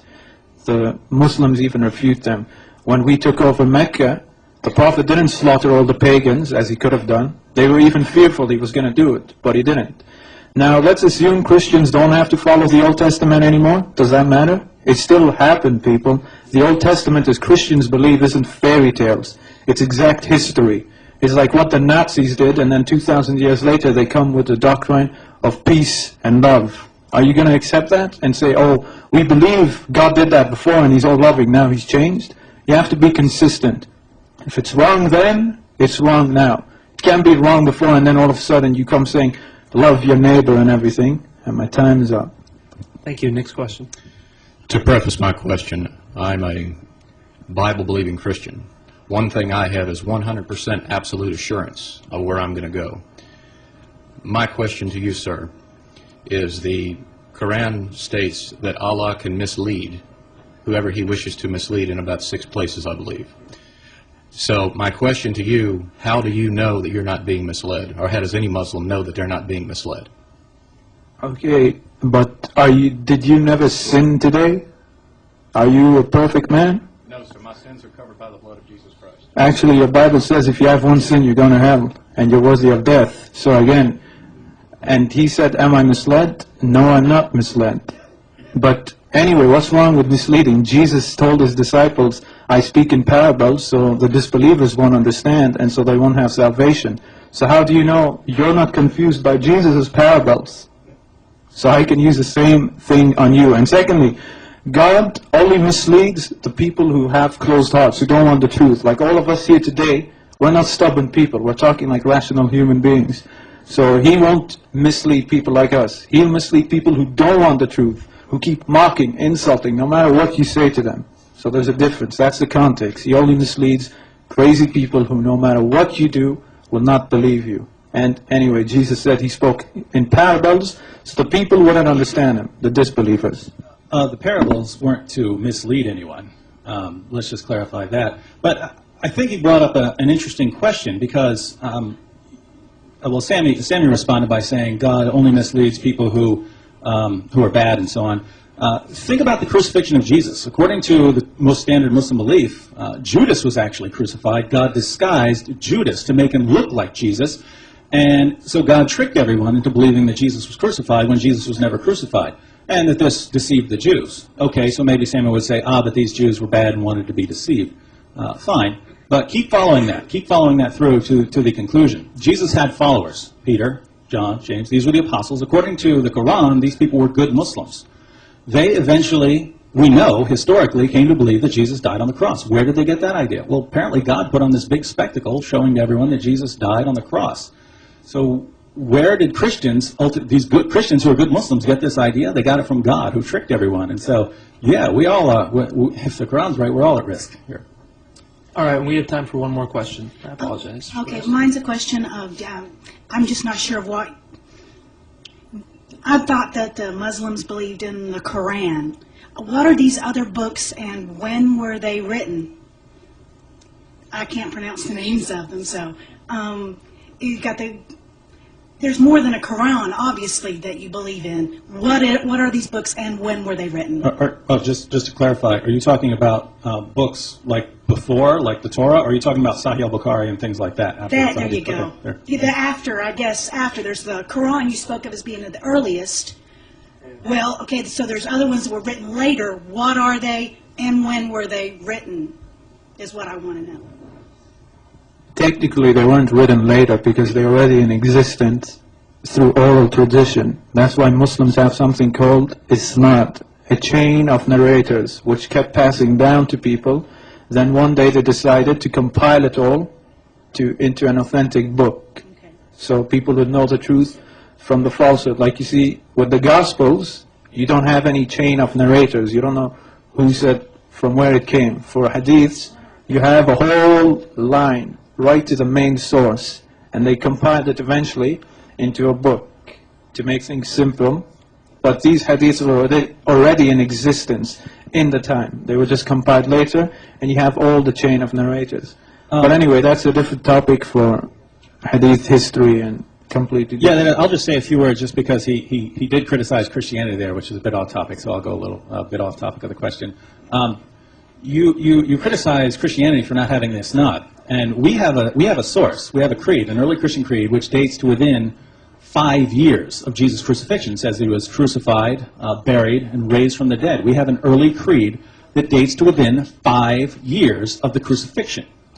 Your sources, such as Al-Bukhari, come 200 years later. And you'll consider, by the way, Isnad is just a little list of names. It says, I got it from him, got it from him, who got it from him, who got it from him. And you'll consider a source written 200 years later, as long as it contains a list of names, as more reliable than a source written within 5 years. And that's why I said that the entire Muslim approach to, the apologetic approach to history is flawed.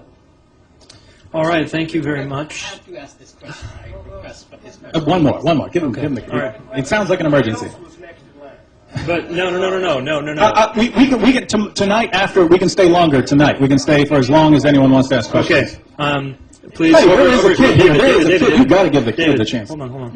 There's a kid right there. I asked first. Okay, there is a moderator in this debate, and I'm standing right here. Sorry. So this is my decision, and I have to make an executive decision.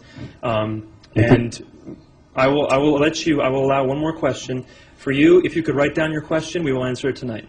You've got to let the kid go. We will answer the question. These debates will be available for everyone to see. We have to let people out with enough time to. How about we're very, very quick with our answers? And David, I'm the moderator of this debate. It's a kid. I've never seen a kid ask a question in a debate. All right, go ahead. Okay. My question is this. If you say Jesus is a God, why God came 2007 years ago? Let's say if I believe he is a God, back then people were more innocent than today. we need to see my God today. Why he came 2007 years ago, why not 1 million years ago? Or why not before? So why he particularly chose those people to show them his face? Why not us? What did I do if he is a God? That means this God is a prejudiced? Good question, David.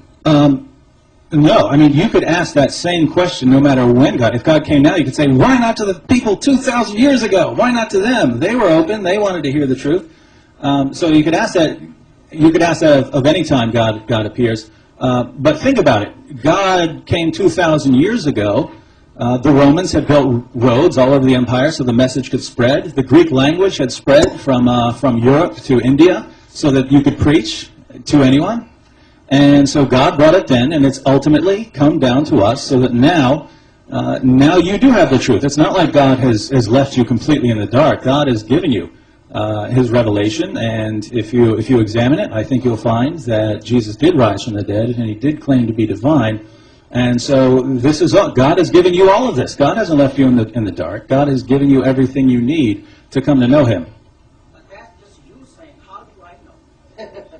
Oh, well, we'll come to the debates tomorrow. We're going to talk about that. And later tonight, they're going to talk about the case for Islam versus the case for Christianity. Yeah, this debate wasn't about Christianity at all. This was about Islam. Okay, I felt really heartless after I told him I couldn't. You looked heartless, so too. He's going to ask a question. David Wood, why did you choose to speak so much about women? In my opening statement, I didn't, but just the way it came out, that's just the way it happened. As far as women are concerned, I think this is an important criticism. I think the spiritual issues are important. I think the moral issues, in general, all the different moral issues, I think they're all important. But again, I use them to respond to a Muslim argument that's based on the character of Muhammad. And by the way, I never said that we can't get morality from the Bible. I'm just saying, as far as basing an argument, you have to be. I'm a philosopher. All I do is examine arguments all day. I examine premises. And if you're appealing to people's moral sense, in an argument, you have to have an argument that's going to work. And that argument would not work for Islam, and it wouldn't work if you argued on certain passages from the Old Testament, it wouldn't work either. And so I would reject both. Sorry, I went off topic, but I thought I had to say that. Okay. Sammy? I disagree with him. You can go to the Quran and just say the morals are there and argue on it. You can do that with the Bible. And anyway, that's a good point by the kid. Always in debates, for some strange reason, they're always bringing up women, sex, all these crazy arguments, I don't know from where. And it is becoming a bad habit, which you can't find anywhere in the hadiths, but they always bring it up, I don't know from where. So that's all I have to say. But it's good the kid noticed it. All right. Thank you so much for all your questions and your attention during this debate. I would like to announce that CG, I believe, in the blue shirt, is collecting the surveys. So if you can hand them to him, that would be great. If not, you can just leave them right outside. There's a little pedestal type area right outside this room. In addition, I wanted to announce that at 7 o'clock we will be starting the next debate, and that debate is between two converts, I myself and Shadid Lewis. We will be debating the case, a general debate on the case for Islam versus the case for Christianity. So please make it out, invite your friends. See you in an hour and a half.